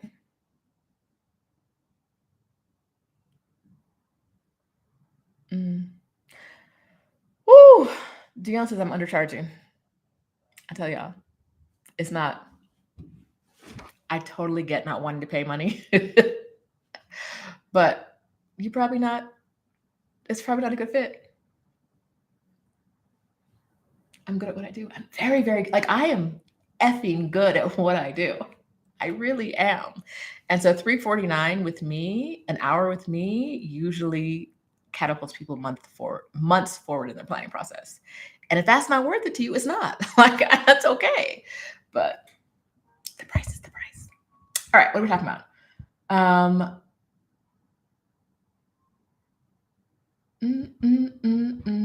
Okay. Vanessa Whitehead says, I know you're an advocate of not working a job. Will you please explain what you mean? I can't imagine not doing anything. However, I understand not working hard so that we become corporate slaves. I'm an advocate of owning your time, of finding ease in your life, and for doing what's right for you. So not everybody is going to want to be an entrepreneur. There, right? The world would not work if every single human was an entrepreneur. Some people have to be employees for as we know it right now, for it to work. There's no judgment there. That's just what life is. And some people enjoy being employees. Some people don't want to think about entrepreneurs. Some people don't want to think about how they're going to pay Aisha today. Say Monday. Shit, I got to pay her again. Actually, you didn't do no work last week. Your time sheet better say 0 hours. Woo! Okay. So, not everyone wants to be an entrepreneur. I don't think that you shouldn't. I'm not saying you shouldn't have a job. I'm saying you shouldn't have a toxic job. I'm saying that if your job is affecting your mental health, you should make a plan to get out. You should make a plan to get out and figure out something else. So whether that means working less, whether that means working for yourself, whether that means doing something like contract work. So you're working for 1 month and then you're off for 2 weeks and then work another month, off for another 2 weeks. Like whatever that means in your industry, finding a way to bring more ease into your life, especially if your job is impacting your mental health. Because we only get one shot at this trip around the globe, and these jobs are not worth having a terrible experience for, right? Like, I don't think anything in my life has ever made me as depressed as a job has. And was it worth it? No, it wasn't. These places take from you, and they don't give to you in the same way. But that is the nature of capitalism. They have to take more from you than they give to you in order for capitalism to work the way it does. Knowing that, how can you find more ease? For a lot of people, for a lot of the Black women I work with, it means moving overseas, moving out of the US, and moving to a place with a lower cost of living so they can work less because they need less money. It's not going to work for everybody. It worked for some people. It's not going to work for everybody. Do what you can to live the life you want. I think what happens to so many of us is that we head down a path and then we stay on that path and we're happy on that path and we just don't see other paths. Sometimes because we're not looking and sometimes because they're not obvious. But like, I'm not saying don't work a job. I'm saying if you're unhappy at your job, seriously start seeking other paths. What are the other paths you can take? What can you do that is not a job that's impacting your mental health, right? Like what else can you do? How much money do you really need? Could you scale back? Could you have a lower cost of living? Could you do a job that might pay you less, but you might get more satisfaction or have better mental health doing? That's what I mean. It's not really like don't work a job. It's like don't let these jobs kill you. They're not worth it. They're not worth it. Nothing is worth it. All right.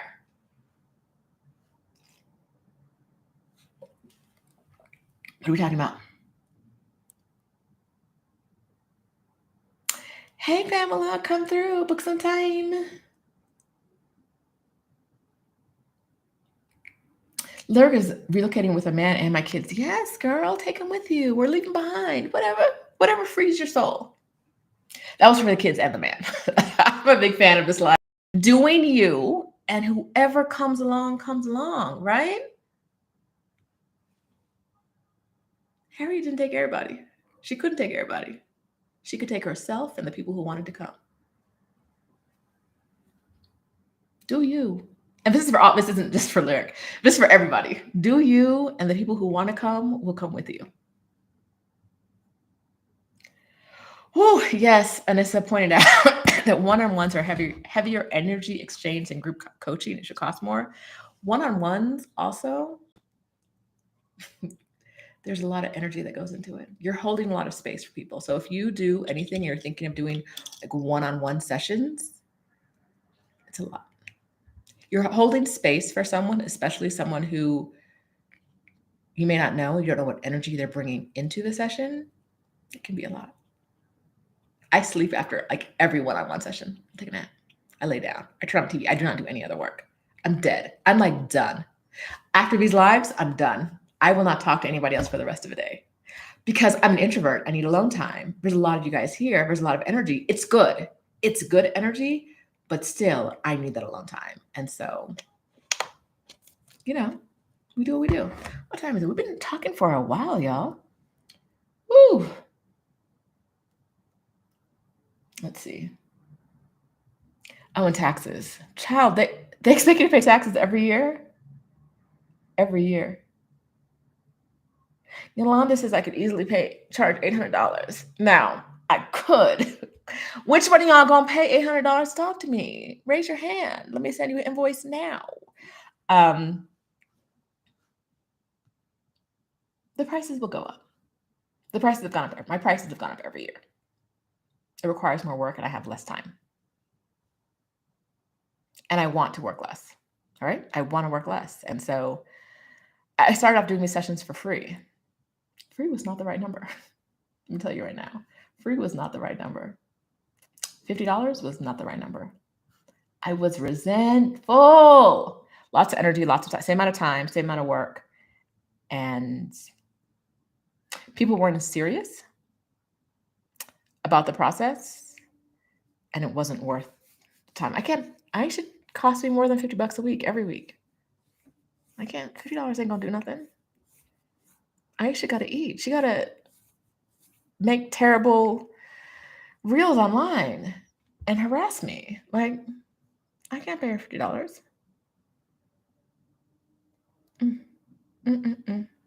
All right. Yes, Pamela Jones says it's so true. People think the work done in the hour of coaching magically materialized when the hour started. No, ma'am. No, ma'am. No, ma'am. We do prep work. We do post work. I got to pay for things like storage. I record all the live of things, so I got to pay to store them. I got to do that.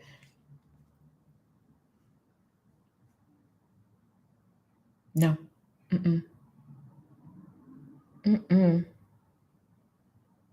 Yeah, and I started out free. Free to know. I think free lasted a couple months, and I was like, this is not it. It's not it for me. It's not it for me at all. Listen. Okay, y'all. We had some fun. Do we want to work some more together? I got like, I came in here to talk to you guys for like 5 minutes and then get back to work. And then I talk for like 20 minutes.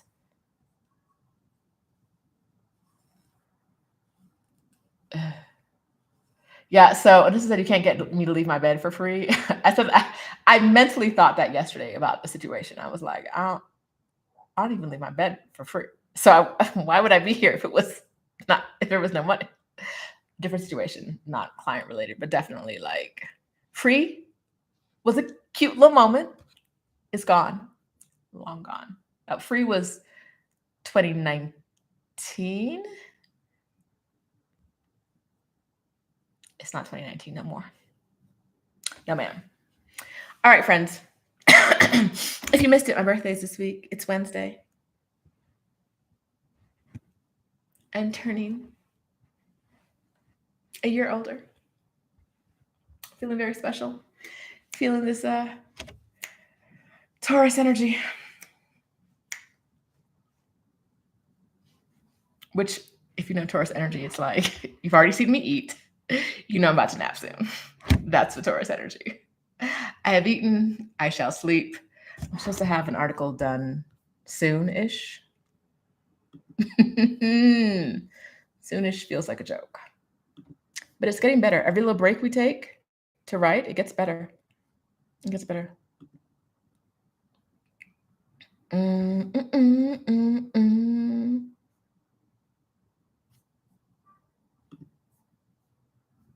Let's see. Hey, Professor LCH. Thank you, thank you, thank you. It's my birthday. I've already asked for $224,000, and we're a little short. We're a little short. But yeah, y'all weren't asking me about my wish list and what I needed, and I just feel like it was easier for me to tell you that I need $224,000. Thank you. Thank you. Yeah. Okay. So I'm gonna get back to writing, friends. Um, if you missed it earlier, for the people who are just hearing that now, that's how much my investment accounts are down since the beginning of the year, and I would like them to boop, boop, bop back up. And so until they bop back up, um, I'm hoping you guys can supplement. But y'all in the chat telling me I didn't lose anything because I didn't sell, but I want to sell and I can't because I would lose. And I don't lose. I don't lose. I do not lose. And so I'm waiting. Yes, the accounts are a nightmare. Who's going to run me some money? Who? Who? I'm looking for like bags of cash. Like, what if I do? I need to finish watching Ozark and see what happens. I need to get him some Breaking Bad. I need to call Saul and be like, where that money at? Who has buried some money in the desert? I just need a little bit, just a bag of cash. Can someone just bag of cash me is truly what I'm talking about. And I don't know. I haven't met the bag of cash giver yet. It's a goal. I'm gonna call Saul. We'll figure this out. We're gonna figure this out. All right. I'm gonna go back to work for a little while though, because sorry, money must be made. And of course, I told you guys I'm writing these articles. Why? Because I like writing about Mexico City. I think it's good for me being down here, and because they fade, right? So let me get to it. All right, I'll be back at 1:00 my time. That's 2:00 Eastern, and then that might be where we say goodbye because we'll be running up on 5 hours of this live. Was Seinfeld a show about nothing? This is feeling very the show about nothing. We've talked about everything and nothing at the same time. Because yeah, we need bags of cash. Where are our bags of cash? Okay,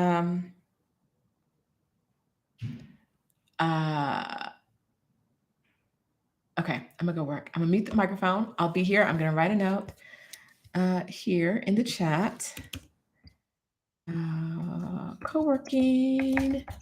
This is why I turn the mic off, because when I'm typing, I always talk. And if I'm not looking at a screen, if I hear noise, like if I'm not looking at my computer and I hear someone talking, it freaks me out. I don't want to do that to you guys. Co-working now. Back at boop. Okay. So I'll be back. If you guys are not here, I totally understand it. We've been at it today. But if you're hanging around, if you're working, if you ain't got nothing else to do, I'm here for you.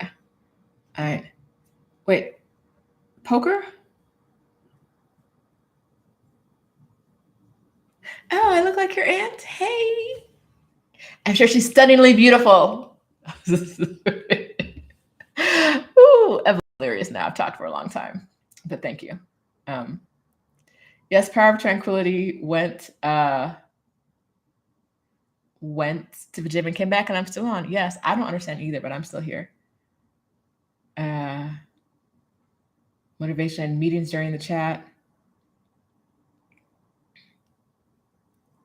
You know, I tried Curb Your Enthusiasm, and I was like, maybe I'll try it again. And I don't actually love Seinfeld. I just know that, it's a show about nothing. But I find some of the episodes super painful. Like, this is just dragging. I hope that's not how y'all feel now, watching this with me. Dion asked about a scouting trip to Georgia, the country. No, I might go visit, but I can't imagine ever living in Georgia from personally. And so no scouting trip. But yes, Lacey, we still on, but we're taking a break now. I'll see you guys back at 2 Eastern time. If you're here, great. If you're not, I get it. Talk soon.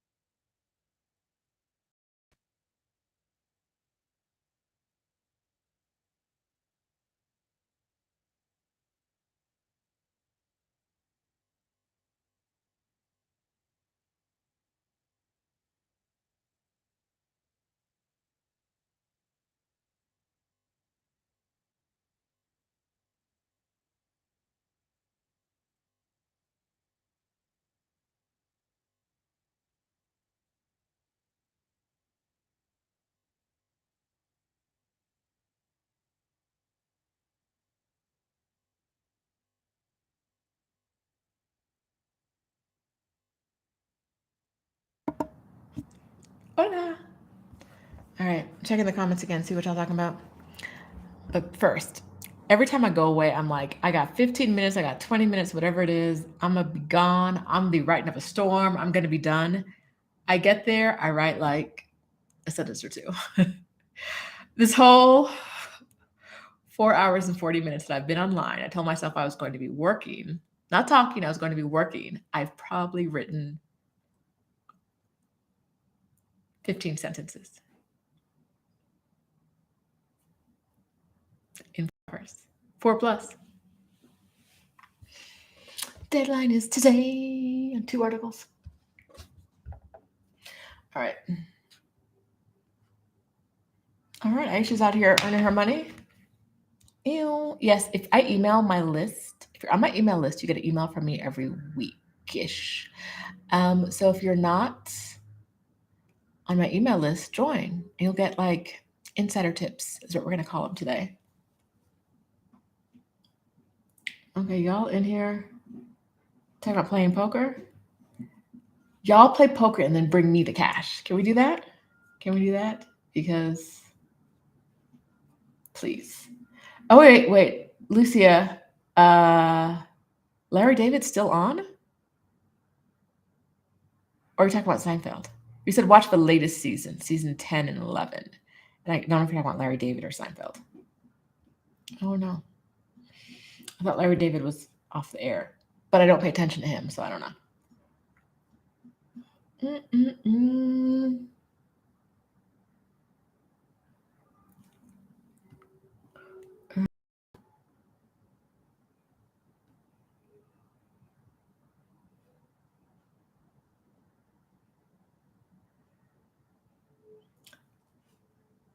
Dark Nate is out here trying to get Dion in the casino. I see it happening. We're gonna see what's happening. No, Sibongile. I think I got that right last time. I hope I got it right again today. It's not over. We still here. It's not the replay. We're still chilling. Anyone here in the comments have more than 2 pets who immigrated overseas? Not I. Not I.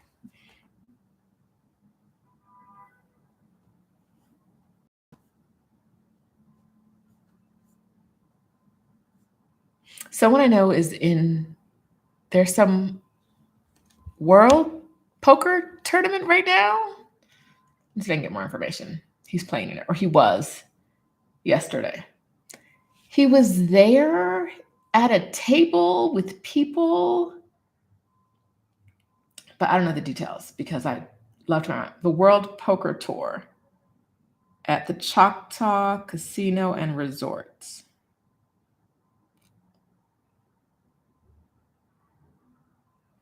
None of that makes sense to me. But let me see what this World Poker Tour is talking about.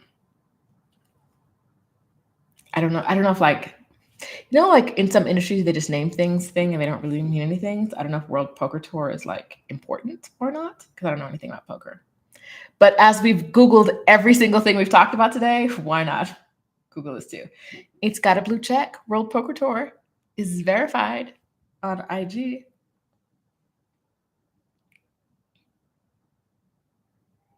All right, there's a picture of Tiger Woods if I scroll back far enough. Choctaw, May 13th through May 16th.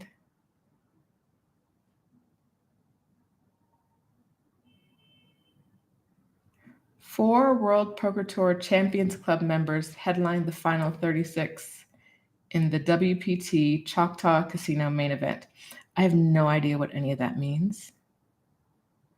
Let's see.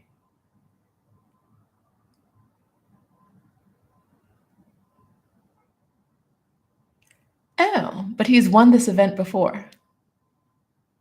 So apparently, someone I met through a friend, and they told me, I don't know if they said they were a professional poker player or if they said they were a really good poker player. I don't remember which one it was because poker, but apparently they might be pretty good at it. They've won this tournament before.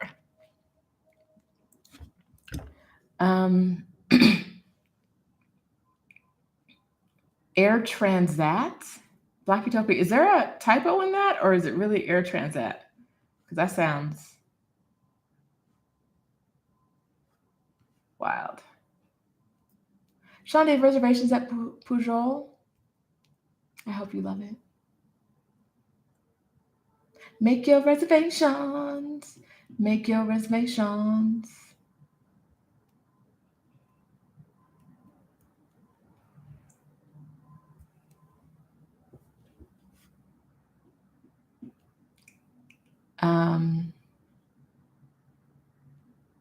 Dark Knight was supposed to go to the World Tournament.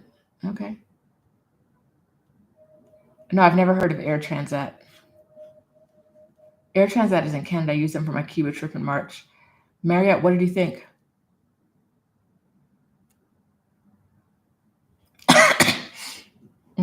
Make it make sense. Hello from New Orleans. Are you going to Isla Mujeres in July? I'm going to Cancun in July. I'll be on a ferry to Isla Mujeres. I love the one between Cancun and Isla Mujeres is like otherworldly. It's just so beautiful. So yes, I'll be going over to Isla Mujeres, but I'm not staying in Isla Mujeres. I'm staying in Cancun. I'm not going to say where right here on the internet, but if you are in the confirmed ticket holder event in that group, in the Facebook group for confirmed ticket holders, we say what the official hotel is. You don't have to stay there. You can stay anywhere. But most of the events are going to be on the Cancun side, not in Isla Mujeres.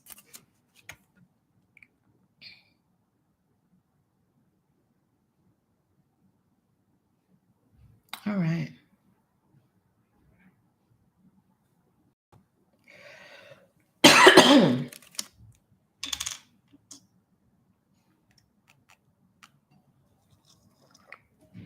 All right, y'all. It's 4 hours and 47 minutes, which makes this, I think it's close. It's fair to say this is a marathon. So thank you to the 63 of you who are still here. If you haven't given this a thumbs up, go ahead, please, and give it a thumbs up. If you haven't subscribed to the channel, do that. Okay. If you didn't know it's a group thing, why do you ask about Isla Mujeres? Now I'm confused. Because I only talk about it in relationship to it being a group thing. So now I don't know what you're talking about. Make it make sense.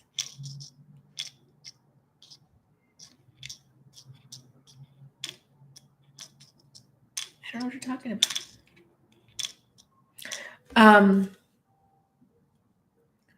Yeah, so the last 2 hours ish, hour and a half ish was really just working, but I think it's time for napping. I think I got on around 8 a.m. my time, and it's 1 o'clock. It's after 1 o'clock my time. So yeah, so I have things that are due this afternoon.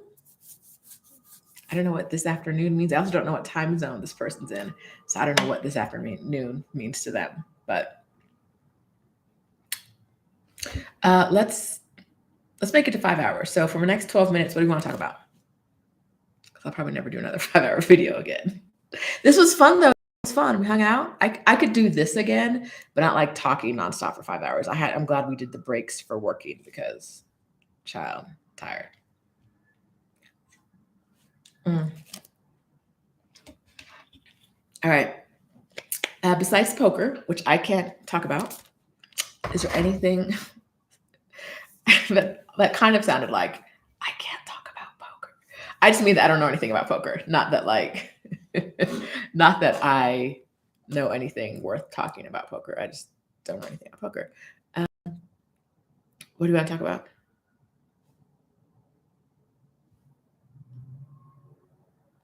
Thanks for co-working, Carolina. I hope you've subscribed. We might do this again.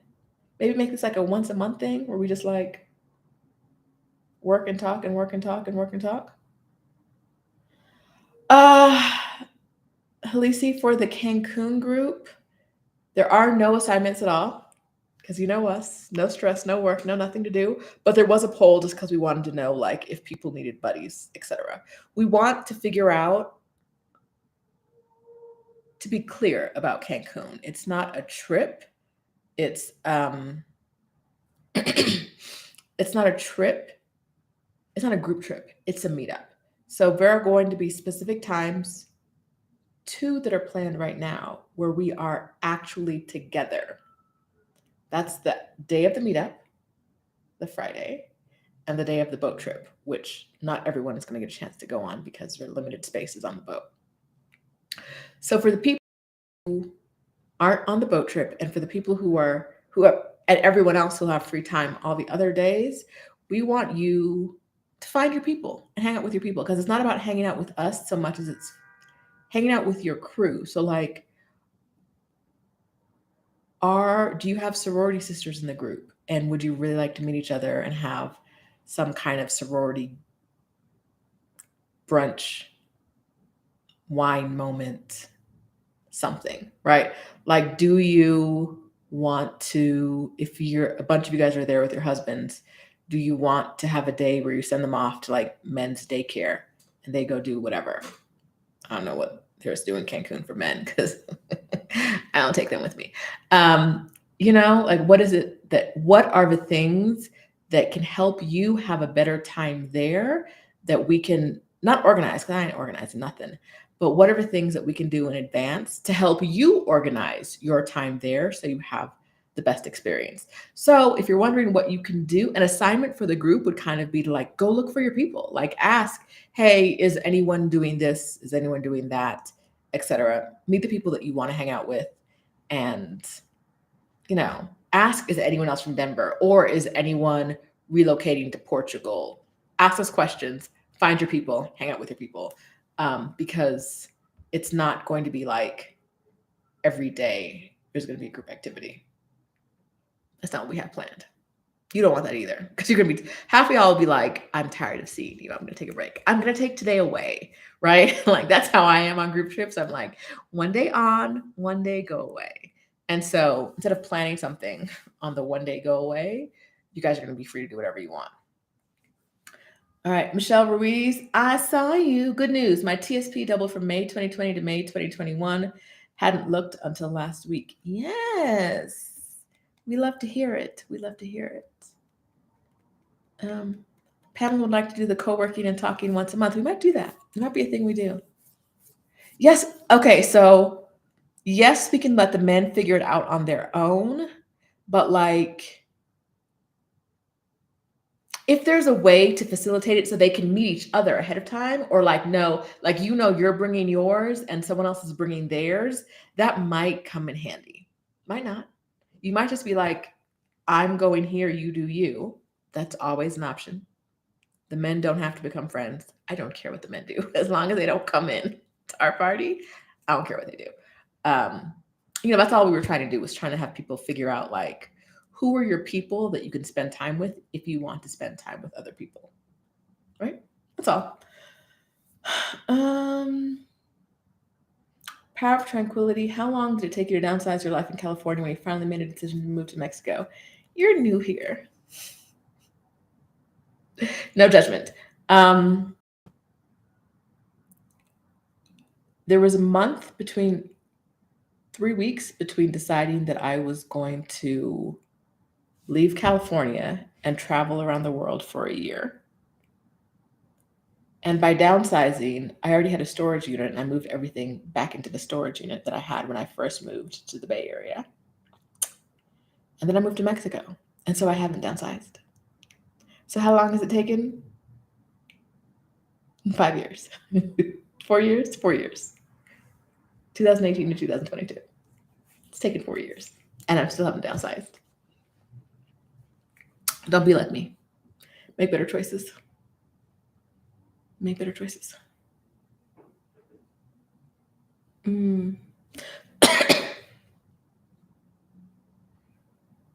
Has anyone heard about Manzanales, Colombia? I only hear about it when it comes up on cost of living calculators as a really cheap place to live.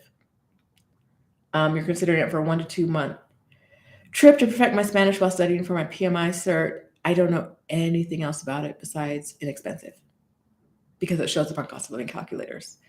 But the fact that I don't hear anyone talk about it, I'd hit YouTube. If you haven't done that already, do some searching. Let's see what you find.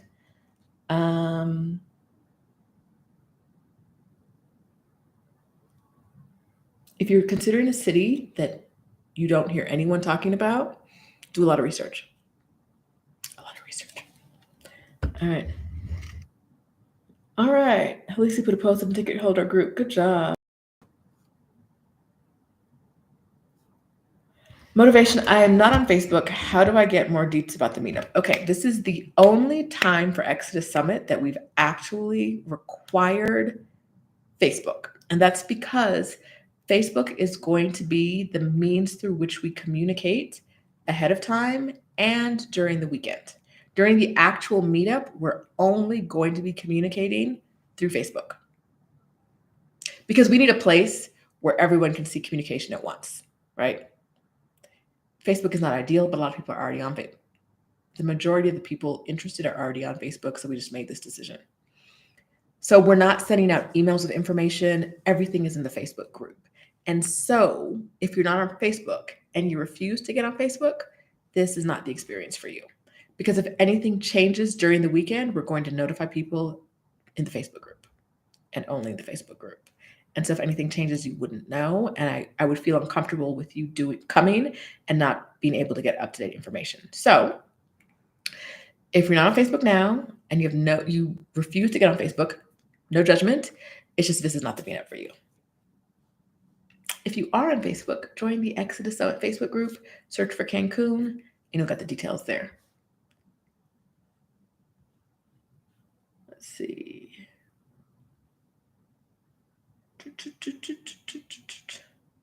Ooh, Cece, we talked about your question earlier. How do I work remotely in another country without your employer knowing? Woo, your employer will know. If your employer wants to know, they will know. Some employers don't care, and so they don't check. Some employers care. Some employers check, but don't care. Some employers check and care. And unless you already know what kind of employer you have and whether they're going to continue to be that employer, I would not plan on taking a job I need abroad if your employer ain't gonna stand for it. Like if you're required to work in the US, I would not try to work for an extended period outside of the US without your employer knowing. If they want to know, they will know. They may not do anything. If they want to act, they will act.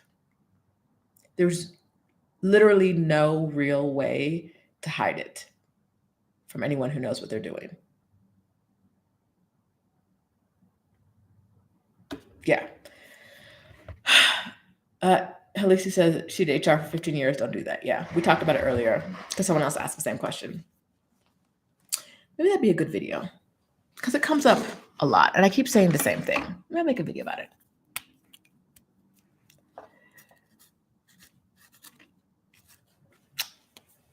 All right, friends.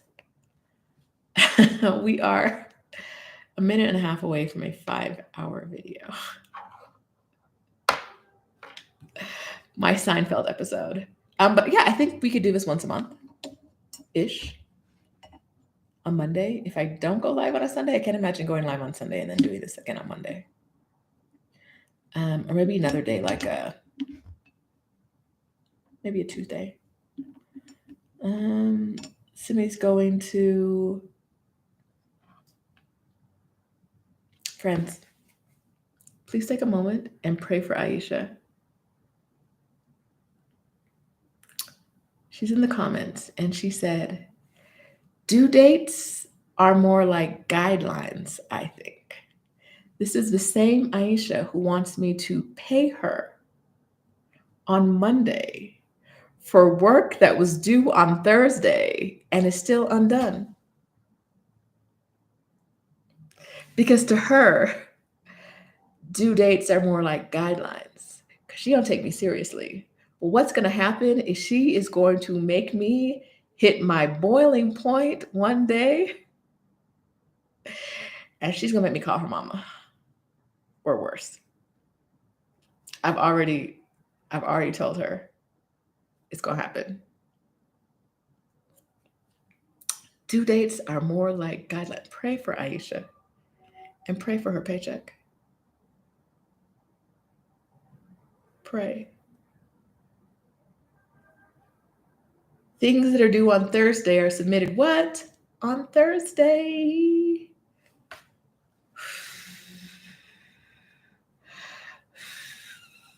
I'm going to cuss her out on text when we leave here, y'all. Don't worry. I'm going to cuss her out on text. I'm going to tell her how I feel about this. And my customer out, I just mean I'm going to send her a gif of like a stern face. And she's going to send me one back like, whatever. And that's how we roll. She doesn't respect me. She does not respect my authority. That's the problem. She does not respect my authority. Anyway, it's been 5 hours. I'm going to end on that note. Y'all pray for Aisha and our meeting in a couple of hours. She don't get told about herself. She's not. So she's first dibs on the birthday gifts. She needs to have first dibs on these deadlines, but no, she just in here doing whatever she wants. But thank you for dropping all the links. See, I keep her because she just thinks like she comes in here and drops links when I'm not even thinking about that kind of stuff. So yeah, that's why she gets kept and why she gets paid, even though I am reducing her salary unilaterally. Unilateral decision to reduce her salary. That's how it goes. That's how it goes. Anyway, thank y'all for hanging out with me in this ridiculously long live stream. I appreciate y'all because I didn't know what I was going to talk about today. And we talked about nothing and everything. And it was fun.